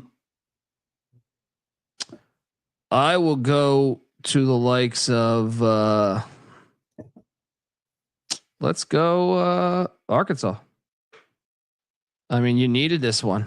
It got dicey, but you got there. Let's go. Game ball. Where's your final game ball? Maryland Eastern Shore. Welcome to the win column in the MEAC. Unbelievable. The rig game strikes again. Unfucking believable. No, J-Mac, UConn does not get a game ball for beating a depleted Georgetown as a 15-point favorite. Did you guys talk about Hurley's comment tonight? No, I didn't see it. What happened? I thought that was actually funny. Yeah, I'll pull it up. Yeah, Hurley, they were talking about, like, did you figure out how to handle the press? And he was talking about, like, pressure defense. And then Hurley goes, oh, the press been jackasses my whole life. Like, he thought he was talking about the reporters. And everybody's like, what the fuck are you talking about? He goes, that's great. Oh, and he goes, oh, my. It actually was a good moment for Hurley. I was like, he's like, oh, my bad. I thought you meant the press reporters, not the press defense. Yeah. That's great. That's great. Final game ball. I'm going to Boise State. Huge win. You needed that one. Yeah. Now hopefully you're on the inside. Here we go. Bieniek loading this up. YouTube.com/the college experience. It's hilarious. No, we don't have volume. I mean, I think the press has been an asshole to me the whole year. I think the press has been an asshole to me the whole year. Wait, you mean the? Oh, I thought you meant. There's people acting far worse than me. What was that? I didn't know what you were talking about there. I'm sorry. They've been fair at times. No, listen. We've seen it so much now. I mean, in the end, it's like, it's basic things. Like, you have to know how to get open. I mean, you could change alignments. We've tried so many different alignments versus pressure. That's the quote right there. Are you handling the press better now? That's great. You've been assholes to me. He's talking about the fucking media. It says they're way worse than me. Who? Name names. I would love to know who. But anyway, shout out to. I did see Danny Hurley. I think he said some kind stuff to Ed Cooley in the handshake line. I think he said some stuff like I don't think they asked Cooley about it, but it seemed like they had a conversation. It seemed like kind of a delicate conversation just based on what I'm only imagining. He said some nice stuff about his mother and everything passing. Yeah. But yeah. He's humbled a little bit over the last couple of weeks. Yeah, well, Rick Pitino's the best coach in the game. Slick Rick. Don't you know who he is? He's the best coach in the game. Yeah, he's a little more humble when you don't got all these NBA guys. But yeah, I still think he's good for the game, Hurley. He is, of course he is. Yeah, I like. He's entertaining. All right, let's get to the games tomorrow. We got slides. We got everything. Samford is heading to Lexington, Virginia, where they're laying 9.5 against the Keydets. They won by 13 back on January 9th, but the Keydets don't look now. 7-5 at Cameron Hall this year. I know. I'm laying it. I think Sanford's going to fuck them up, but I'm not betting this. This isn't standalone, right? I don't have to bet this, right? Thank God. I got no feel on fucking BMI. I hope they win, but yeah, give me the points. Backdoor cover. Bryant is at UMass Lowell, and what the fuck is this line? Bryant laying 2.5 at Lowell. How many games does Lowell? They're 3-7 in their last 10 games. Bryant beat them in the first matchup by 23. What the hell is this number? Give me Lowell. No bet. I'll lock up UMass Lowell. All the pressure in the world on Bryant, 1 game ahead of Vermont. Somehow, some way, Vermont creeps back and gets a share out of the title. Lowell beats them. Moneyline Mac locking up these Riverhawks. Mac, you can get a 3.5 out there right now. I see right now. So jump on that 3.5 with the Riverhawks. I'm staying the fuck away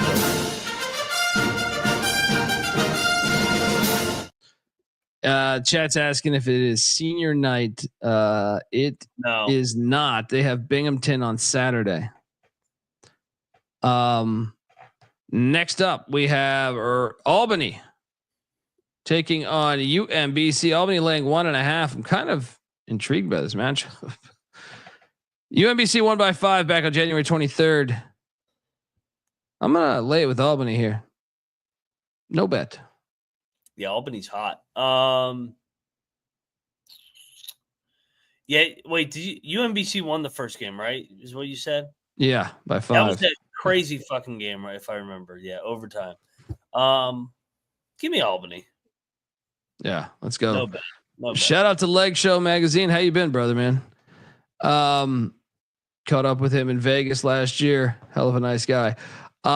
Next up, Robert Morris is in Indianapolis taking on Uwe Pui. Will there? Well, no, because they don't play on campus, right? No buses here. Bob Morris is laying 6.5. Robert Morris won by 53 in the first matchup. And the line is only 6.5. You know how I know this? Because we bet IUPUI. Oh man, that's got to be the worst one of the year. That and the Maryland Canisius game. Isn't this technically your tragic magic spot after the bus blew up? I don't find tragedy in that though. Nobody died. Yeah. What, your cell phones? I guess to the youth. They're like, what a tragedy. We lost 17 cell phones in that goddamn fire. Yeah, their cell phones, technology, uniforms turned it into a bonfire. Yeah. I don't find the tragedy. In fact, if the line didn't stink so much, I would just take Robert Morris. But give me Uwe Pui because the line stinks ridiculously. No bet. The link, if you want to donate to the basketball program, is in the description below. Mac, what are you doing here? All Robert Morris has to do is win, and they win the Horizon League. That's all they have to do. Give me Uwe Pui. Lock it up. Moneyline Mac locking up Uwe Pui. Folks, and if you're wondering why I haven't locked anything up, it is Discipline Thursday here. Discipline Dundee on the case. Forgot to lead in with that, but don't worry. Discipline Dundee is here. Next up, we have Winthrop heading to Farmville, Virginia, where Longwood is laying 1.5. I am going to bet Longwood minus 1.5. First bet of the day for Discipline Dundee is the Longwood Lancers. Mac? Yeah, I like the spot for Longwood. They're playing the third place team, laying points. This is about the time where Longwood starts playing better like they did last year at the end. Double lock on the Longwood Lancers. Looking for that 18th win of the season. Shout out to Rocco Miller in the chat. Nobody covers college ball like the great Rocco Miller. Next up, Elon, the Phoenix, are in West Long Branch, New Jersey, taking on King Rice and come. We love King Rice at home, man. What are we doing here? I think we ride these Hawks here. I want to just make sure this line's. Yeah, I'm actually seeing a 1.5 right now. Elon's laying 1.5. You look at what Monmouth has done at home. They're 7-2 at home at the Ocean Bank, whatever the hell they call that thing. That Elon 6-7 on the road. Elon won by 12 back on January 23rd. I think Monmouth is the play here, man. You in? Absolutely. I love King Rice. They've been great at home, and I think they finished strong at home here. Final home game of the year. Double lock on the Hawks of Monmouth. Fly.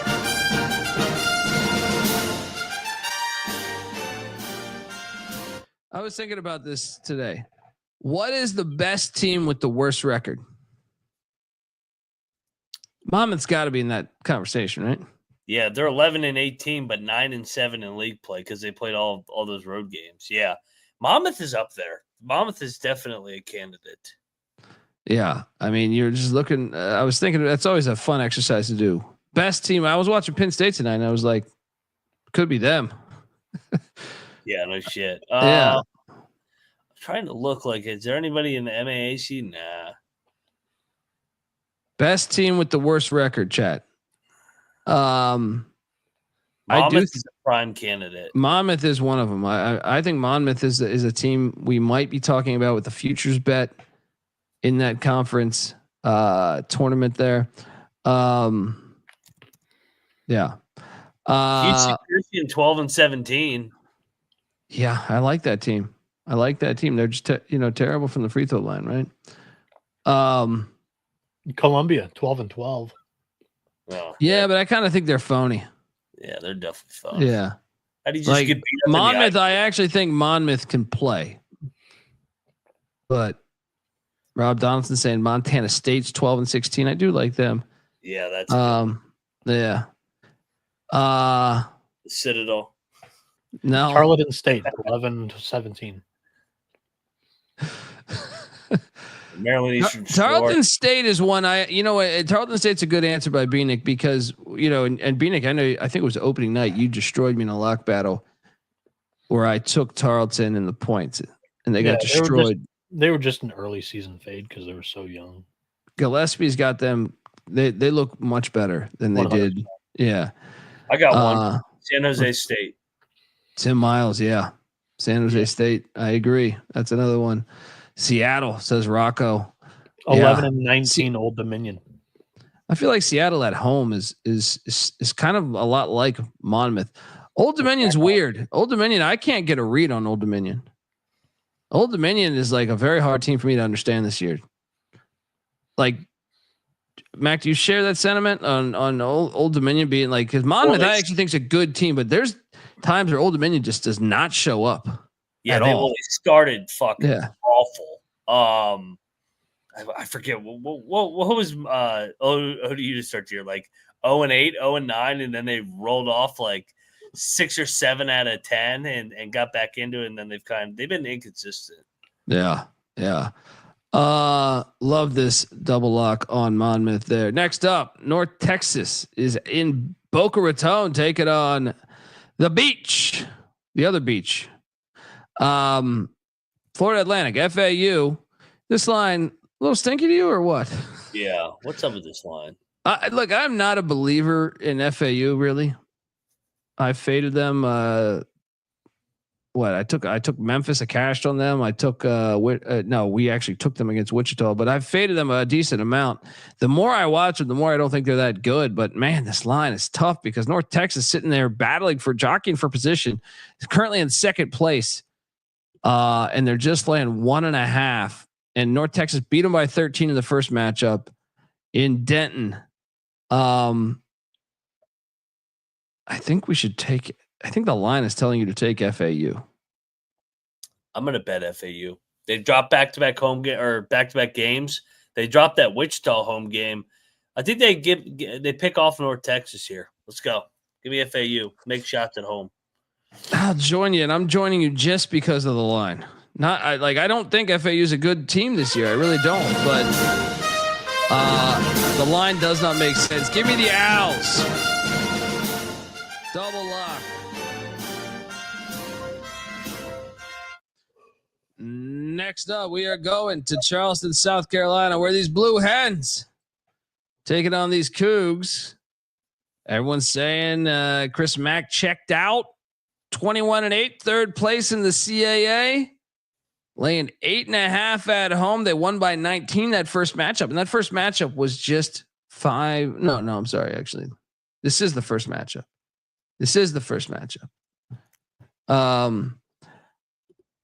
They're 11-2 at the TD Arena. That's a big ass number. I'm still going to lay it. No bet. What are you doing here? Give me Delaware no points Delaware no bet. Next up, William and Mary Tribe is taking on Pat Scary and company in Towson, Maryland. There, Towson laying 5.5. Towson won by 11 the last time they played, but that was over a year ago. Towson's 10-1 at home in this building, though. I'm taking the points in William and Mary here. No bet. Yeah, Towson's already got the 1 seed wrapped up. Give me Bill and Mary. I'll lock this. I think Bill and Mary's going to pick them off tomorrow night. Moneyline Mac, lock it up. Bill and Mary, William and Mary, the Tribe, as they head into Towson, Maryland. It is a good point on the, I guess you could say Towson is playing for that 20th win, but what's the motivation here? Magical 5.5 number. Yeah, what's that motivation here? Next up, we are going to a big one in New Britain. Lemoyne is taking on Central Connecticut State, who has already clinched the 1 seed in the NEC. These real Blue Devils here. 14.5 points.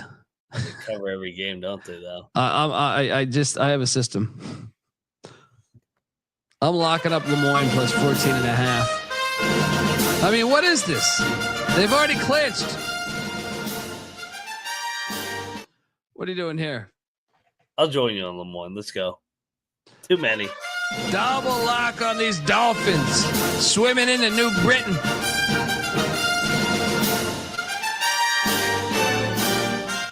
Next up, your favorite game. Yeah, Rocco saying Seattle crushed UC San Diego and beat Washington. Historic wins.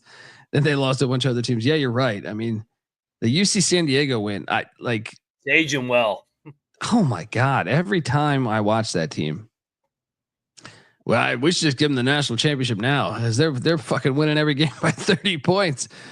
Unbelievable. Yeah, that is a great win. Next up, we are going to your boys, Mac. Both of them. This game Hofstra. Hofstra's heading to Stony Brook, New York, to take on the Sea Wolves of Stony Brook. I know the human being and fish can coexist peacefully. I will not bet this game. Give me Stony Brook in the points, though.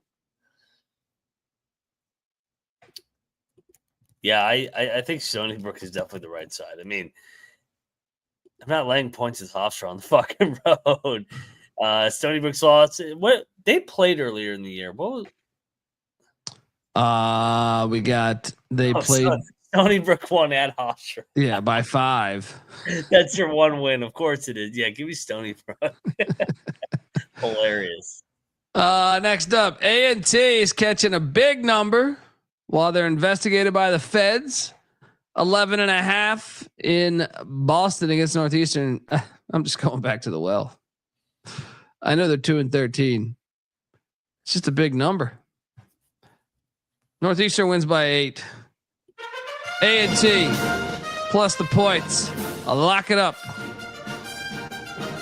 Your thoughts? I'm going to lay it. They're off back-to-back losses. I think the line's telling it to smash spot. I'll battle you, actually. Let's go. A&T beat them outright the first time. I know. Makes you like Northeastern more. Put it on them, Northeastern. All right. We got a battle. Dundee on the Aggies. Mac on the Huskies.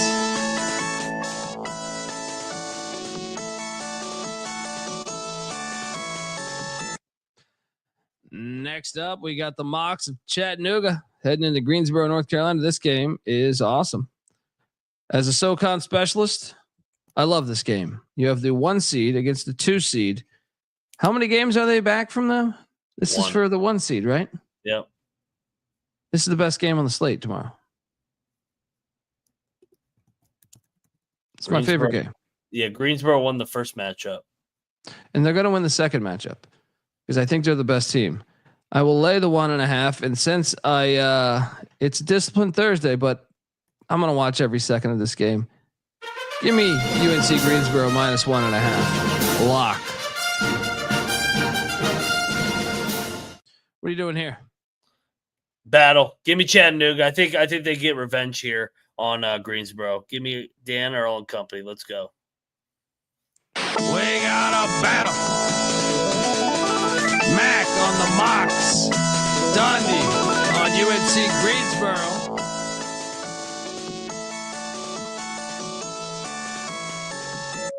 Shout out to Jack G.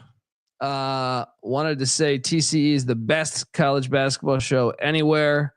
Who do you guys think outside of the AP top 15 can make a Final Four run this year? Appreciate the $10 donation.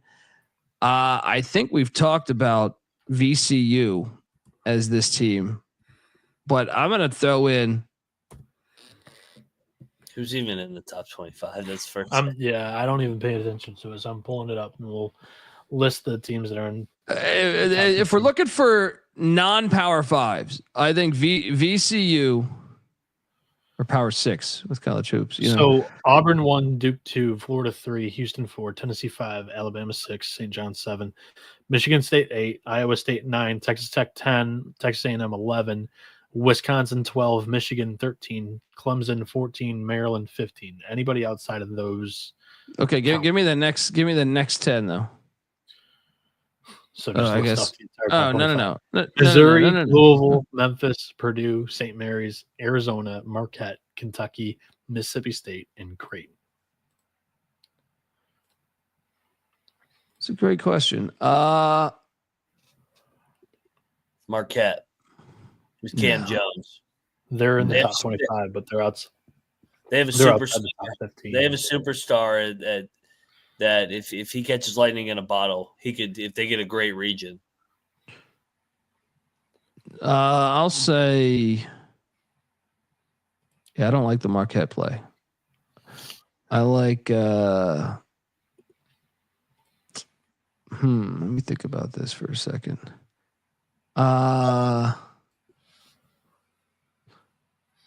So who in the SEC was not in the top 15 there? Missouri was 16th. They could, but I still don't. Missouri's kind of like Iowa State to me, where it's like I just don't trust them in March. Yeah, I'll just stick to the first one that popped in. You know what? I mean, let's throw out a random one. I could see Kevin Keats 2.0. Indiana, Mike Woodson. I'm just rooting for that because I love chaos, and they would then be forced to resign him. Oregon's a good one. Oregon's a good one. And Allman, they were Yeah, good. He does it so many times. Yeah, Oregon. I think my team is going to be UC San Diego. I think they can pull. I love that. I love that one. I think they can pull a Florida Atlantic. I love that one.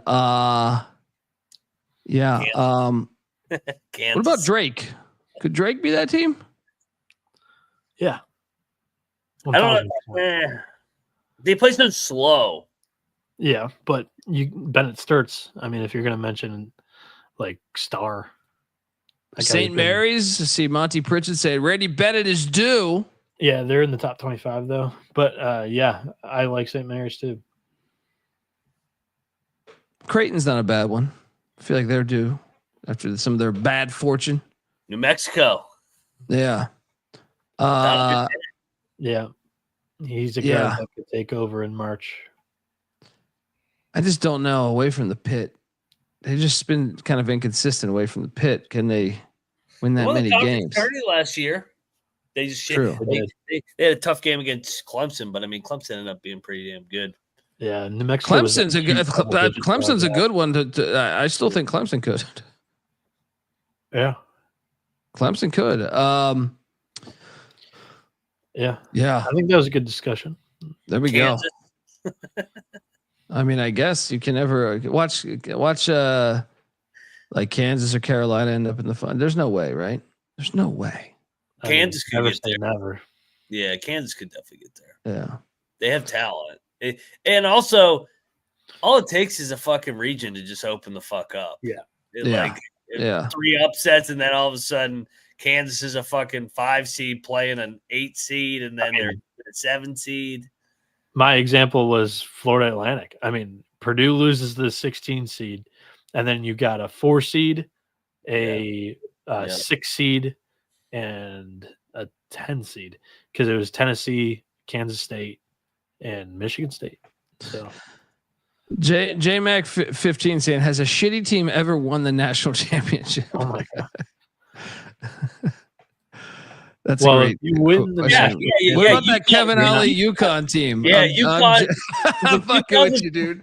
The 2014 UConn team is like the worst team ever to win the national championship. That team sucked. I don't know how they won it. Yeah, and then Ollie was like outcasted like 2 years later. Yeah, that team fucking sucked. Shout out to Bucky giving us $50 over under SEC teams make it to the second round. He says 5. How many teams are we going to get in at this point? Vandy's in now. Oklahoma, we think's in. Texas is on the fence. I'm sorry. Oklahoma's not in.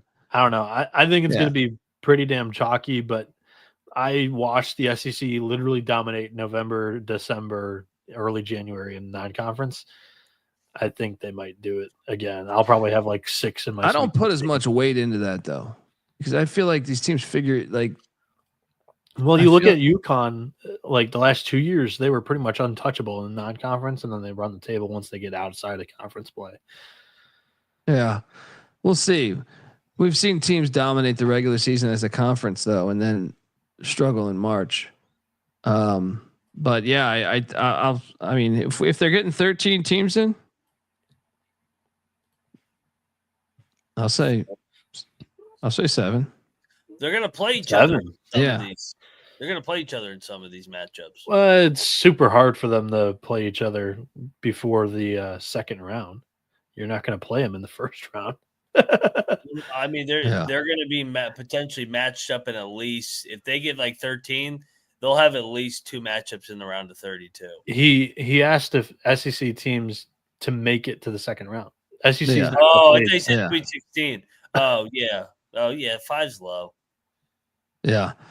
6. Yeah, I mean, I said 7. I said 7. Give me 7. He might have been second weekend, but yeah, second round, it's 7. Sweet 16, I have probably 6. I think I'm going to fade more by then, but Vermont is in Newark taking on NJIT. There's technology in New Jersey, and we should bet it, huh? 7.5. We're system play loading. Vermont still alive, by the way. Still alive. Play the 7.5 with the Cats. You in, Mac? Yeah, even though it stinks a little bit. Yeah. This has been that dirty number these last couple of nights. 7.5 to a god awful team.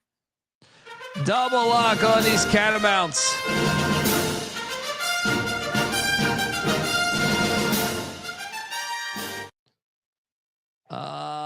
Next up, Jacksonville. One of the best games on the board.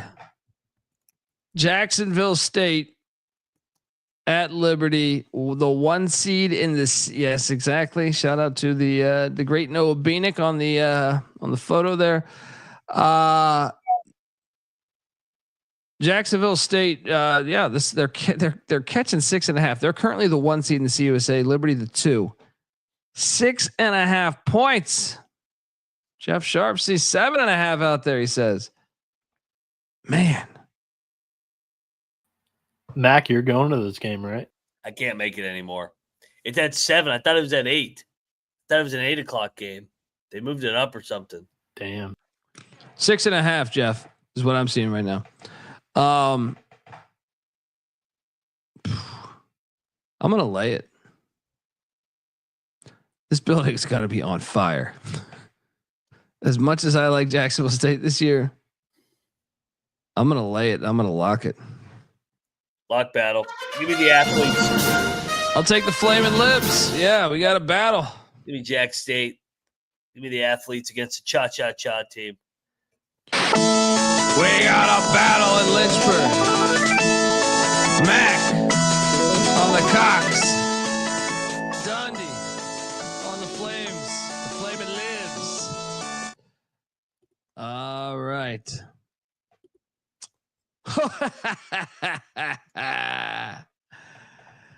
Wagner is going to Brooklyn to take on the fucking Long Island Sharks. It's been a minute since we talked about Rod Strick and my boys.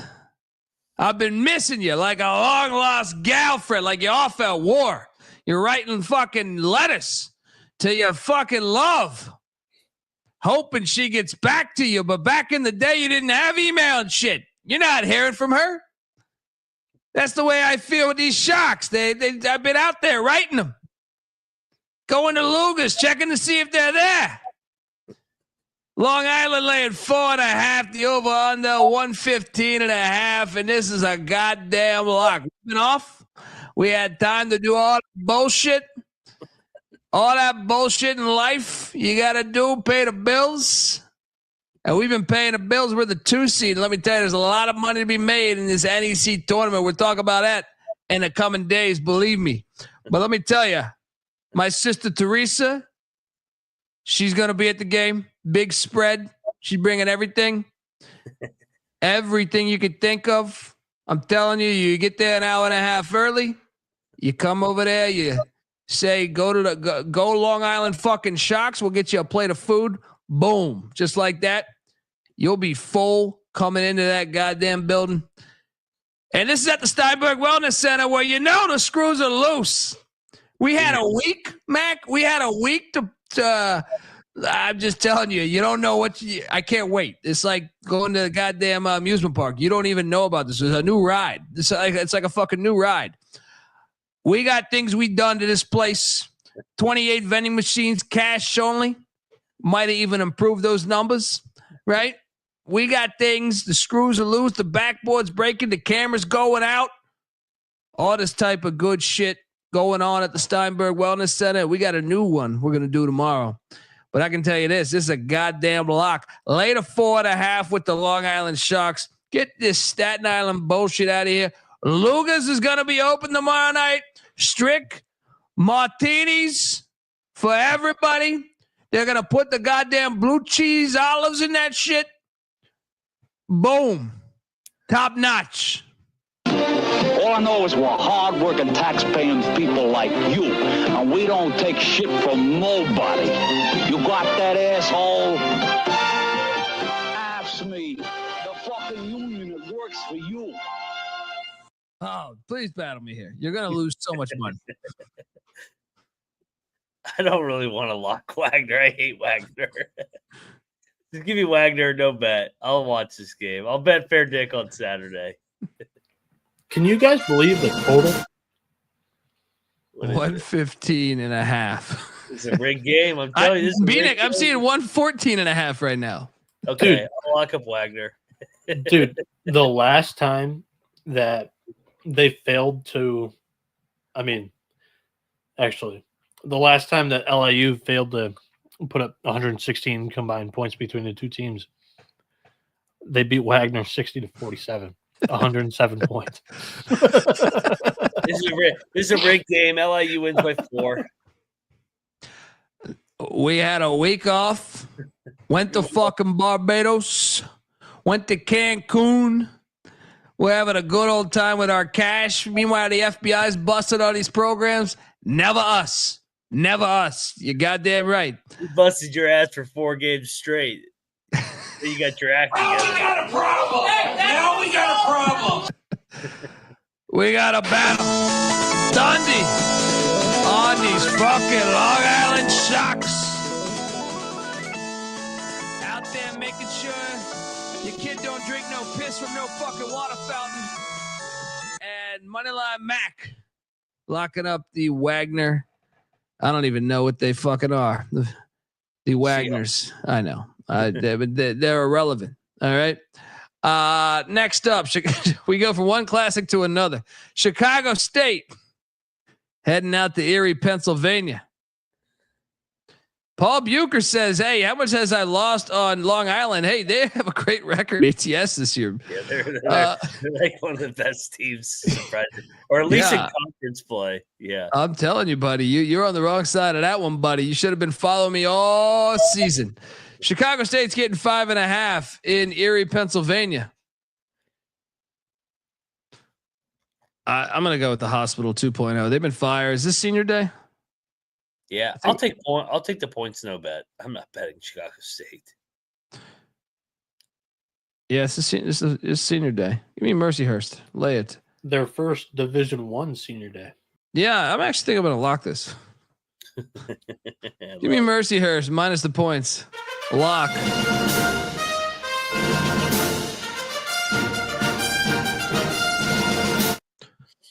Next up, we are going to Miami, Florida, the airport, Hangar 9. Kennesaw State laying 3.5. It's up to 4.5 now.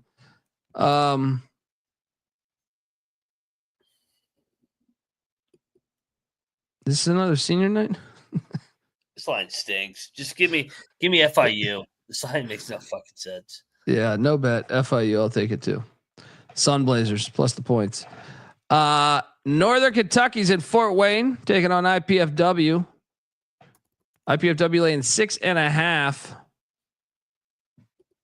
You know, IPFW is 12-1 at home. Yes. And Northern Kentucky beat them by 1 last time. I'm going to lay that 6.5. I think they're going to fuck them up. Yeah, I kind of want to bet Fort Wayne here. At home, coming back home. Yeah, I'll join you. Revenge angle. Double lock on the Mastodons. Big game for Fort Wayne too for the first round bye in their Yeah, rising. no shit. They need this game. Next up, do we got another classic? Look at this line. Detroit Mercy, the Hospital, heading up to the Resch Center. Take on Doug Gottlieb and the Green Bay Phoenix. And I'm just here to bring diversity to this set here, give the kind of white man's perspective on things. Point guard position. Detroit won the first matchup by 10. They have 2 wins on the road. They're 2-12 on the road. Meanwhile, Green Bay's 2-10 at home. Something's got to give here. Hilarious. I actually think Green Bay is the right side here. Lay it. Did that hurt to pick against Detroit? Always. I'm not I'll lock betting up this. Green Bay. I'm locking up Green Bay. This is a telling line. Gottlieb, girl spot. He's got him playing now. All right. Over under 4.5 highlight videos after the game of Gottlieb. They're gonna blow them out. Double lock on Green Bay. I apologize, hospital. You've treated me so well. Those IVs, those drugs you've been giving me, prescribing me off the books, by the way, been great to me. But the cheese curds, Green Bay, gonna get it done here. Trevor's actually on the Phoenix too. That might be the first time I've seen him pick Gottlieb all year. Hampton's in Philly, taking on Drexel. Drexel's laying 4.5. Man, Hampton's red hot. Won 5 in a row. No kidding. Give me Drexel minus the points. No bad. Yeah, I think it's a Drexel spot. I mean, Hampton played earlier in the week here. I'll lay it here because I believe Hampton won the first game, if I'm not mistaken. No, they didn't play. Yeah, just give me Drexel. Lay it. The Black Bears of Maine are heading into Durham, New Hampshire to take on the New Hampshire Wildcats. Maine is laying 7.5. The over under at 134.5. Give me New Hampshire. They turned the corner. Should we bet New Hampshire? I kind of want to bet New Hampshire. New Hampshire's chippy as a dog. Let's go. Double lock on these Wildcats of New Hampshire.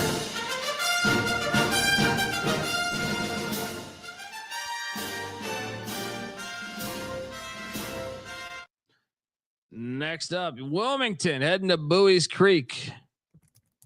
Take on Campbell. Is Wilmington locked into that 2 seed? I'm looking it up right now. Yeah. Yeah, because they swept William and Mary and they swept Charleston. I'll still take Wilmington, but no bet. Wilmington, no bet. Stonehill is heading to Hackensack, New Jersey to take on Fair Dick. Fair Dick laying 2.5. Oh boy. Fair Dick won by 11 the first matchup. Fair Dick has been pretty good at this Bogota Bank Center. Give me Fair Dick. Give me Fair Dick, no bet. Yeah, I'll take Fair Dick, no bet. Discipline game. Oakland, the Golden Grizz / the Pioneers are heading into Milwaukee to take on these Panthers. Milwaukee laying 5.5. I'm going to lay it with Milwaukee, but Oakland drilled them the first matchup. I think that's part of the reason. And they've been pretty fire at home. What are you doing here? I think I'm going to bet Milwaukee. Can't be off the breaking the record game. And yeah, let's do that. Let's crazy overtime win. Yeah, I think Milwaukee smashed by double digits. Double lock on these Milwaukee Panthers.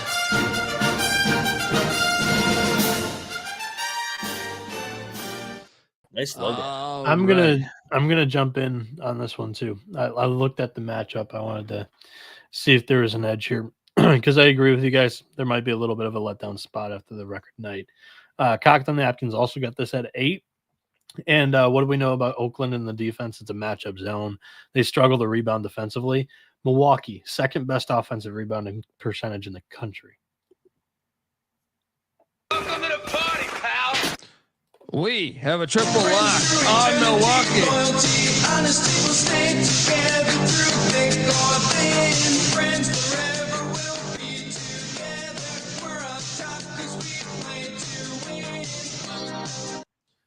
All right, next up we are going to St. Paul, where this line's dropped a point, 9.5.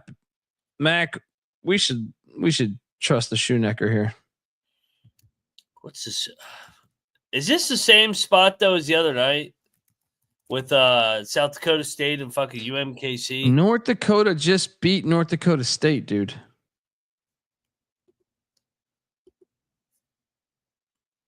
I'm locking up. The Tommies are off back-to-back losses. I'm locking up the Tommies. Give me St. Thomas minus 9.5. They win by 16, 17, something like that. I'll join you. Tommyville. This is where I remind the chat that they are 12-0 at the Shoenecker Arena. 12-0. 2 games left there. They're moving arenas next year. The hell is that?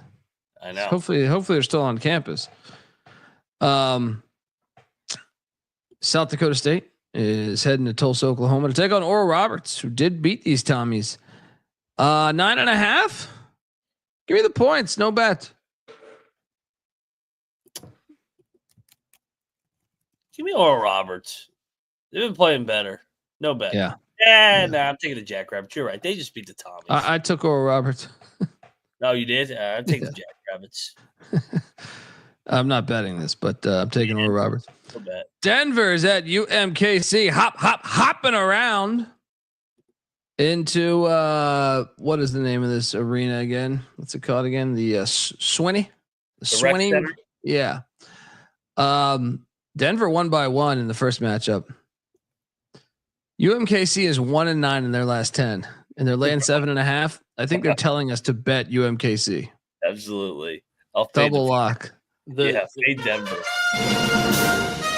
Double lock on these Kangaroos. Bieniek?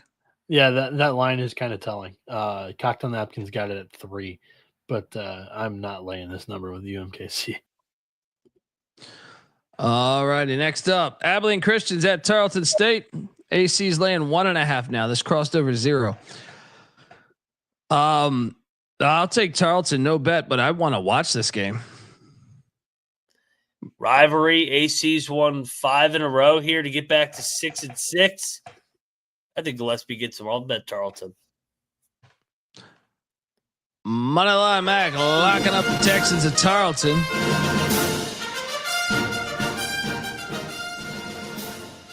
They're electric at home.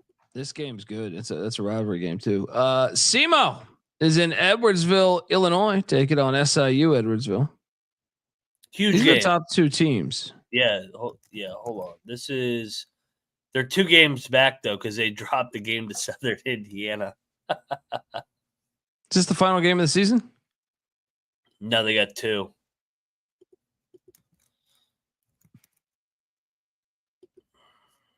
I'll take SIU.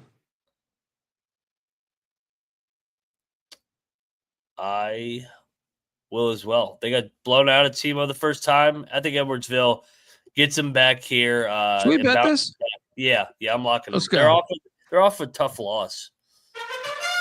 Double lock on SIU Edwardsville. Let's go.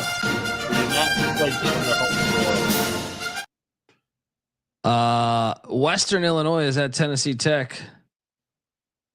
Tech is laying 7.5 points. Give me Western Illinois, no bet. I'll lock up Tennessee Tech off of the crazy Western Illinois win 2 nights ago. Less than 48 hours. Moneyline Mac locking up these Golden Eagles. Blowout. Bieniek? Yeah, I'm with Mac here. Cocktail Napkins got it at 10 as well. Yeah, I like Tennessee Tech at home, and Mac, I'm riding with him. Bieniek, Mac, double lock. Discipline Dundee showing up here. Actually, give me the Leathernecks plus the points, you know. Tennessee Tech wins by 4. Revenge angle. Next up, Morehead State's in Nashville taking on Tennessee State. Tennessee State's laying 7.5. I'm going to lay it here.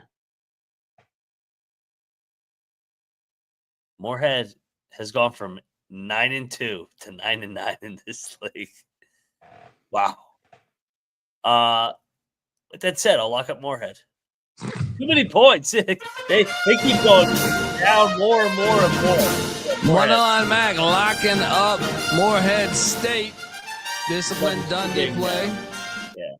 It's overreaction now. Next up, we go to Little Rock. Little Cock is in Charleston taking on EIEIO, Eastern Illinois.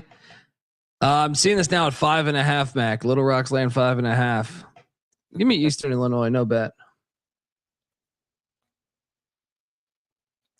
Yeah, EIU's been a pain in everybody's ass. Yeah. How many teams make it here now? Again, is it 8? So they need to win the last. Get cut off, right? Huh? I think 2 teams get cut off from this tournament, if I remember correctly. I think it's 3 because there's an odd number now. It's 11 teams. You're right. So they're give me no bet. The Screaming Eagles of Southern Indiana are in Martin, Tennessee. UT Martin laying 6.5. I'll lay it. No bet. Mac? I'll lock up Tennessee Martin. I think this line's telling as well. Money line Mac locking up the Skyhawks of UT Martin. I want this pilot. It's a matter of national security. All right. Next up, we got UAB heading into Wichita. Wichita State, not Kansas State. Wichita State is laying 1.5. UAB won by 12 last time they played, but that was a year ago. This could be a fun game. This is a fun game. I think I'm going to take Wichita. I'm surprised they're favored, and I think they're telling you who to bet on. Give me Wichita State. So UAB's 1 game back. They got fucking Memphis on Sunday. They dropped this one, and then they beat Memphis on Sunday. Yeah. Give me Wichita. I'll lock it up. I'm with you. Double lock on the Shockers.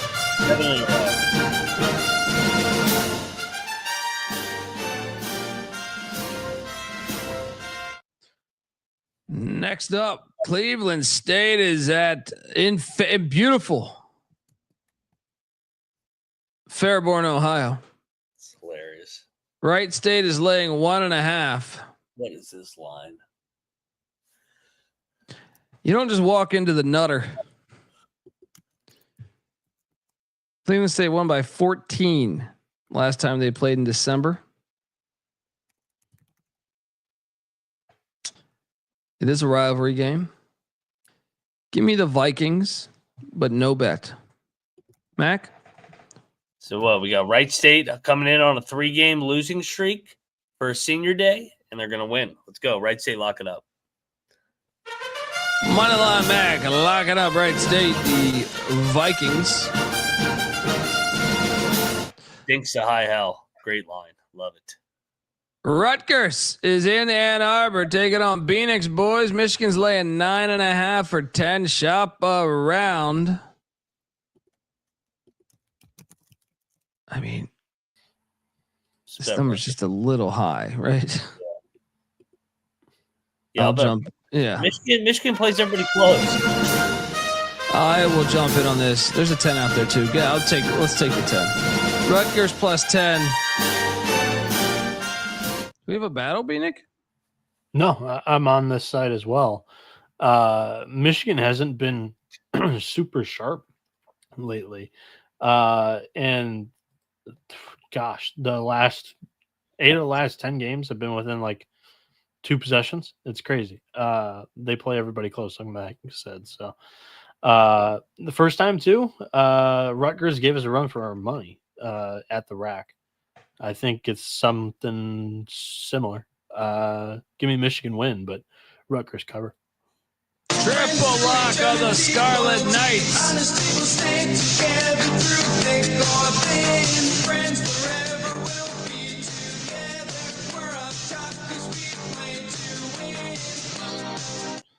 I wasn't planning on betting it, but I'm in. I think this actually is a money line sprinkle, just because Michigan has played in so many of these close games, and they're coming off Sparty and Nebraska. Rutgers needs it too to stay in the Big Ten tournament picture. Yeah, Rutgers might be live in this game. Bubs, shout out to Bubs giving us $5. How did you create the cocktail napkin? Also, there a way to add scoring drought percentages per quarter, 5-minute stretch to that model, Bieniek? Well, it's a very elementary model. I don't have a background in stats or Excel or whatever. Basically, we previewed all 364 teams in the beginning of the season. KenPom establishes a power rating for all the teams. And based off of how strongly we felt about some teams overperforming or underperforming that rating, I just threw it into a sheet, monitor it every other week, update the numbers, and boom. On your own rankings there.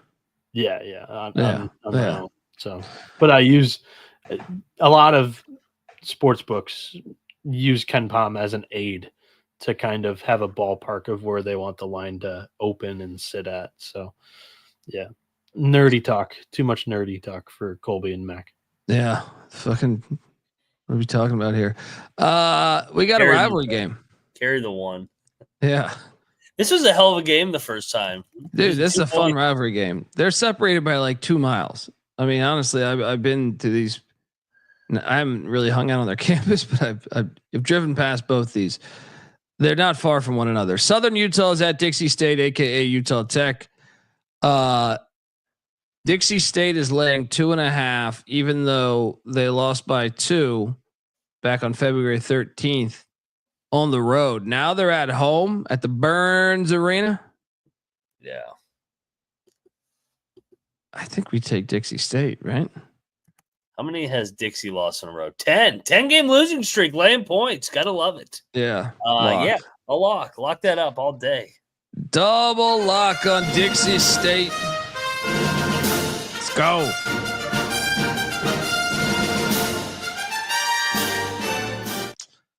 Next Southern up, Utah beat him at the buzzer. Yeah. If I remember correctly. Yeah. Next up is a game near and dear to your heart. Weber State taking on Dan Munson and company in Cheney, Washington. Eastern Washington is laying 3.5. Oh God. I'm gonna lay it with E-Dub, but no fucking wager here. What are you doing here? I mean, Weber's got to be the right side, right? Fucking E-Dub. We said we would never lay points with the E-Dub. I'd also never take points with Weber. I'm sitting this one out. This one's making me sick thinking about it. I don't know. I don't have a pulse on the Weber program. We're waiting for the postseason. So who are you taking though on the picks page? Weber all day. All right. No bet. Oh, we got the Potato Bowl going on. Idaho State at Idaho. Now this line I'm currently seeing has crossed over 0. I see Idaho State laying 1.5. You know, I'm a sucker for regionality. I got to bet this game because I just like it.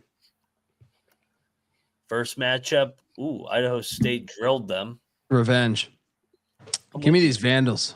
Yeah, let's go. I'm locking these Vandals. Bieniek, you in? I'm going with the over. Cocktail Napkins got this at 156. Let's see some points. Yeah. Double lock on these Vandals. Bieniek going in on the over 150.5.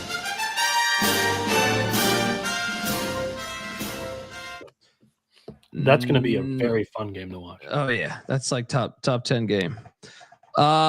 This game always, not regional, but intriguing to me. Western Kentucky getting 3.5 in El Paso. We should bet UTEP.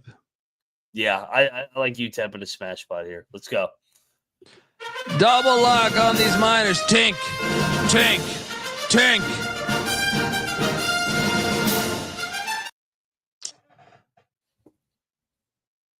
Arlington, UT Arlington heading into Phoenix where Grand Canyon's laying 10.5. Give me the points, no bet. Fuck Grand Canyon this year. So what are we? We're 1 game back here. They don't play them again either. Oh yeah, they just played at Arlington a week ago. Arlington covered. Give me Arlington again. Should we bet Arlington? They just played 7 days ago. They've seen Grand Canyon. This place gets lit though. I'm staying away. I'll bet Arlington. Dundee. I think they can muck it up. Moneyline Max locking up the Mavericks of UTA.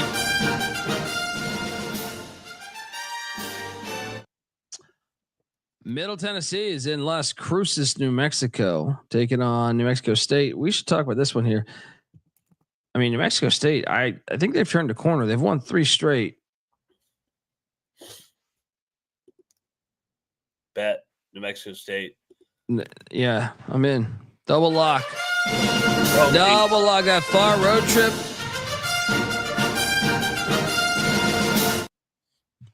Aggies, get it done.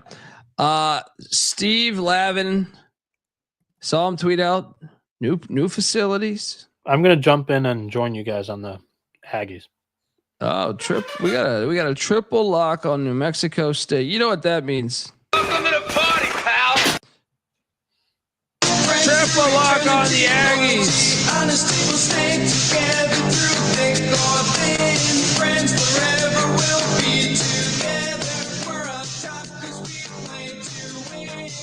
Steve Lavin in San Diego. They got new facilities, Mac. New offices. Means next year they're gonna win more than 4 games. Sure he is. I'll lay this number with Wazoo. What are you doing here?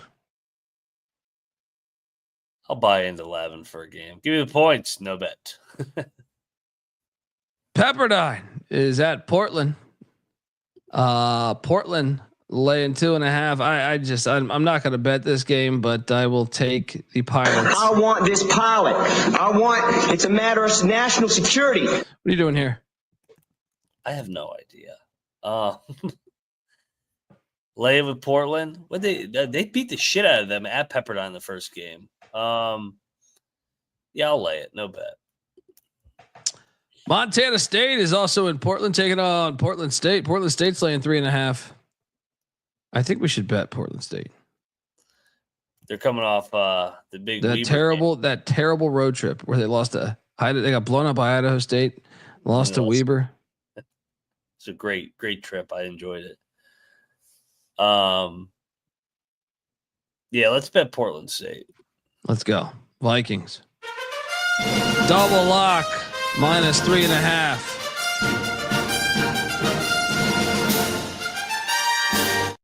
All right, we got a fucking great game here.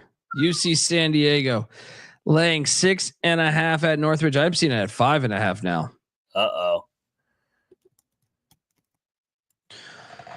Northridge is 8-2 at home. 9-1 in their last 10 games in general, not at home, but 9-1 in their last 10 games. UC San Diego is 9-1 in their last 10 games, and they're 10-2 on the road. Something's got to give here. UC San Diego beat them by 25 in the Whale's Vagina, but now at the Union Center. Fuck, man. I'm taking UC San Diego. I just have to, but I'm a bit surprised at the number. I'm going to lock up the Tritons. What are you doing here? I think Northridge is going to beat them. I think they're going to pick them off. They've been playing their ass off too. Home game should be a lit environment. I think this is the one that UC San Diego gets in a dogfight, and we'll see if they can come out on and grind it out. They've been blowing teams out. Let's see if they can get in the mud and win one. So, yeah, give me Northridge. Lock it up. Battle. Dundee on the Tritons. Mac on the Matadors.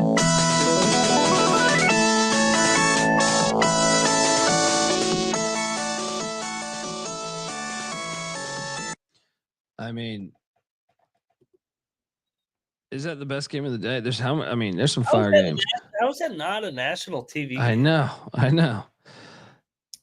They phone it in. They phone it in here. Even ESPN, all these they phone it in. I mean, if they check the score of the previous game, then yeah, I could totally see how they phoned it in. They won. Well, I'm just saying the road though. The road is different, you know? Yeah, 100%. Northridge is a small gym. It's going to be lit in there. It will. Yeah. It will. Yeah, I'm just saying if they went and looked at the previous time those two teams played earlier this year, they'd be like, oh, yeah, that one could be on the plus still. I don't know. Cal Baptist is at Seattle. Seattle was laying 3.5. We should lock Seattle, right?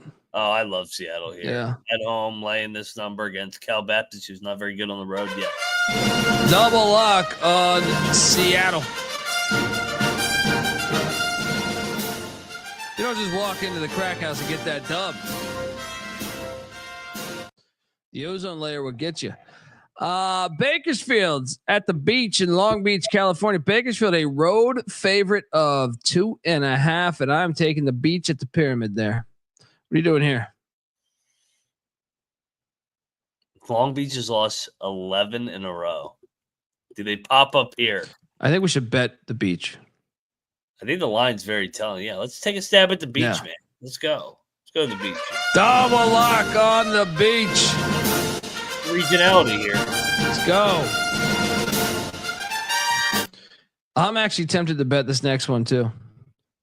Irvine is heading to Fullerton. Irvine is laying 17.5. We cashed. I believe we cashed. On Fullerton. 21. They lost by 20, I believe.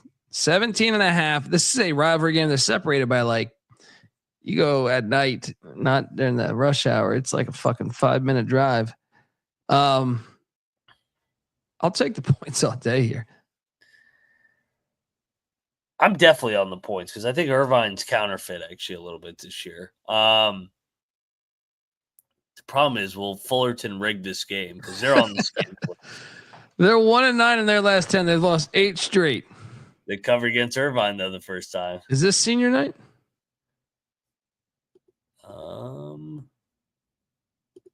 No, it's not. There's one more home game against Riverside. No. No bet. Give me the points. Yeah, no bet. They're terrible. If I'm up on the day, I'm betting this shit though. I'll tell you that. Cal Poly is in Santa Barbara. This is a rivalry game. This is they're separated by like 40 minutes. This is a fun. This could be a fun game. Give me the points in Cal Poly. No bet. What are you doing here? I'll bet Pauly. I like the way Pauly's playing under the first-year head coach. I think that they are playing for him, and Santa Barbara's been up and down per usual. Yeah, give me Cal Poly and the points. Moneyline Mac locking up the Mustangs at Cal Poly.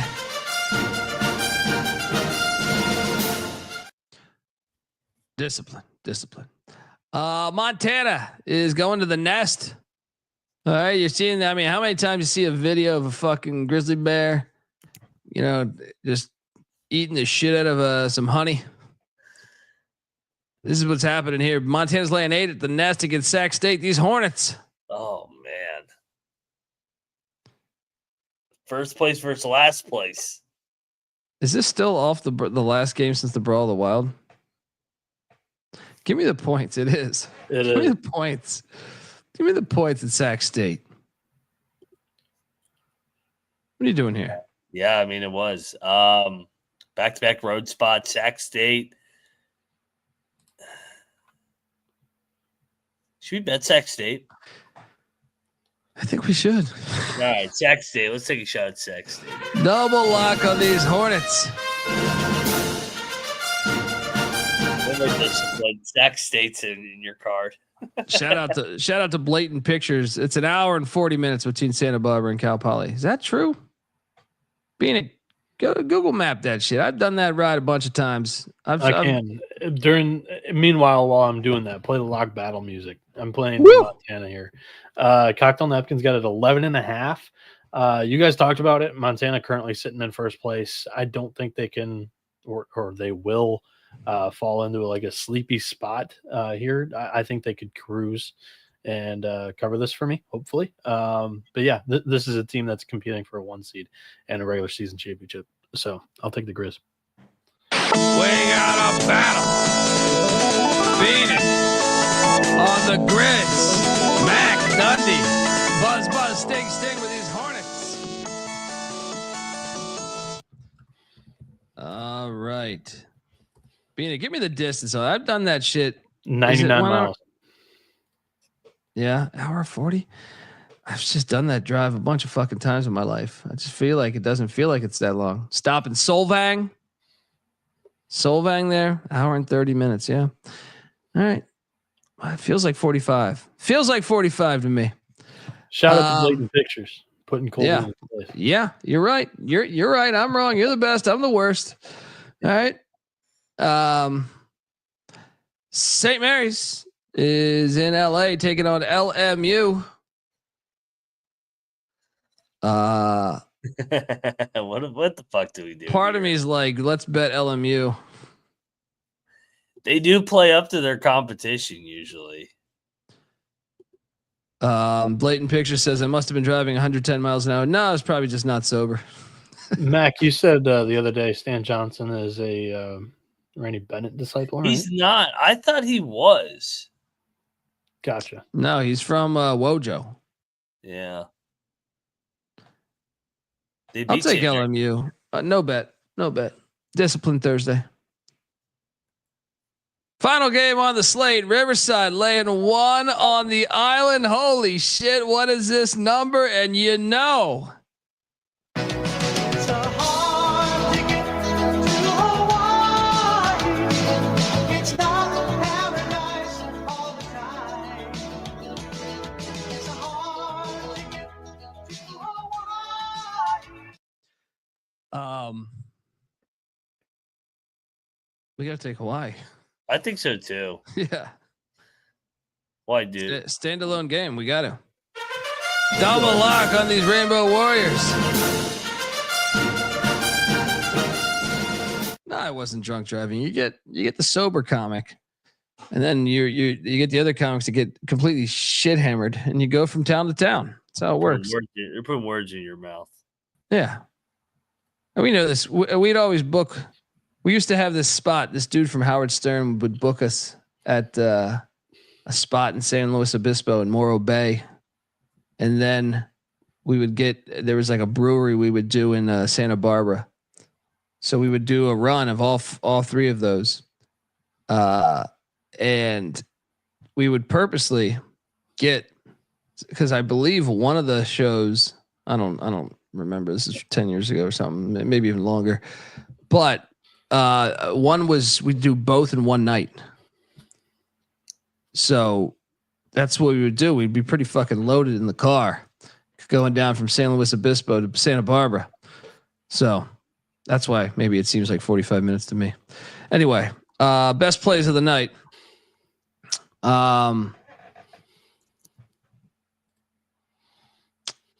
Bieniek, you ready? You firing? Sure. I think I talked myself into loving that Milwaukee play against Oakland. So Panthers -5.5. I like it.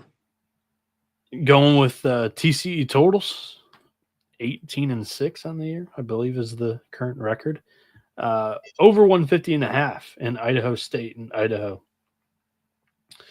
I like New Mexico State -1.5. And we're going to run it back with the reverse jinx. Give me the points with Rutgers. All right. Mac, how many do you want to give away? We'll do 5. Yeah, we got 50 some games. Well, if we do 5, my next one is Tennessee Tech, -7.5. I like it. Let's go to for me, the Seattle will be 1. Love Seattle in that spot.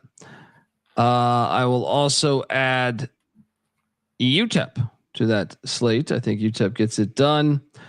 Also, let's go to the likes of UNC Greensboro. Like that play.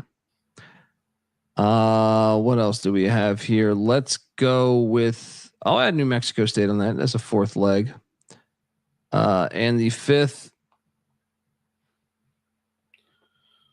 give me St. Thomas to blow out North Dakota. Mac, fire. I got Seattle, UTEP, Northridge, Tarleton, and Green Bay. The Green Bay one, I like that one too, man. Gottlieb made the top 5. Let's go, Gottlieb. Folks, give Noah Bieniek a follow on Twitter at NoahB77_. Moneyline Max on Twitter at Moneyline_Mac. I'm on Twitter at the Colby D. The College Basketball Experience is on Twitter at TCE on SGPN. Please, YouTube.com/The College Experience.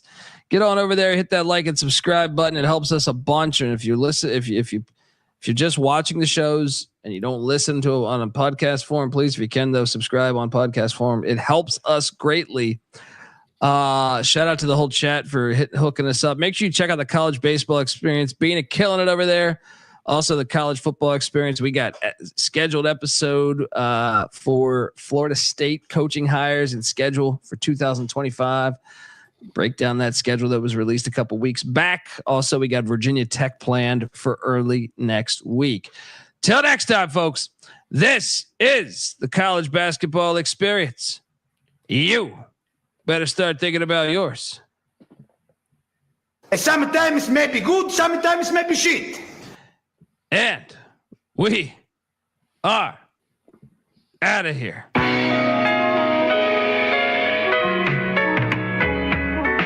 I lost a bet on the Super Bowl, so I had to dive in and crawl around through the snow. Don't believe me? Believe me, there's a video. We made it to promote March 5th and then we did the show. Before March, there was a winter to be lived through, and snow fell on the DC metropolis. In some other cities, this wouldn't be big news, but where I live, it felt like an apocalypse. Not the kind where zombies are the wrath of God, but the kind where Mother Nature doesn't laugh it off. I didn't laugh at all. I saw the sky smoking the blunt, now waiting for the ash to fall. Traffic stalled for a few weeks. Capitol Hill of snow taking up a parking space. A couple notches on the beltway ain't unique, but higher in freezes get more than your heart to race. I mean, the rats were frostbitten, they lost it, risking their lives just to make it to the office. Exhausting, caustic, cold front rose up through the mid-Atlantic and did its damage. Detected barely, didn't expect a camera and brought a gun to a snowball fight. I know my rights in the seasonal mood swing. Some of us winning, some of us losing. That broken clock's been blinking since winter. I hope it's not telling me I was born to lose. I lost my temper, but I found my center. Winning winter, so I can stay warm with you. That broken clock's been blinking since winter. I hope it's not telling me I was born to lose. I lost my temper, but I found my center. Winning winter, so I can stay warm with you. So I can stay warm. So I can stay warm.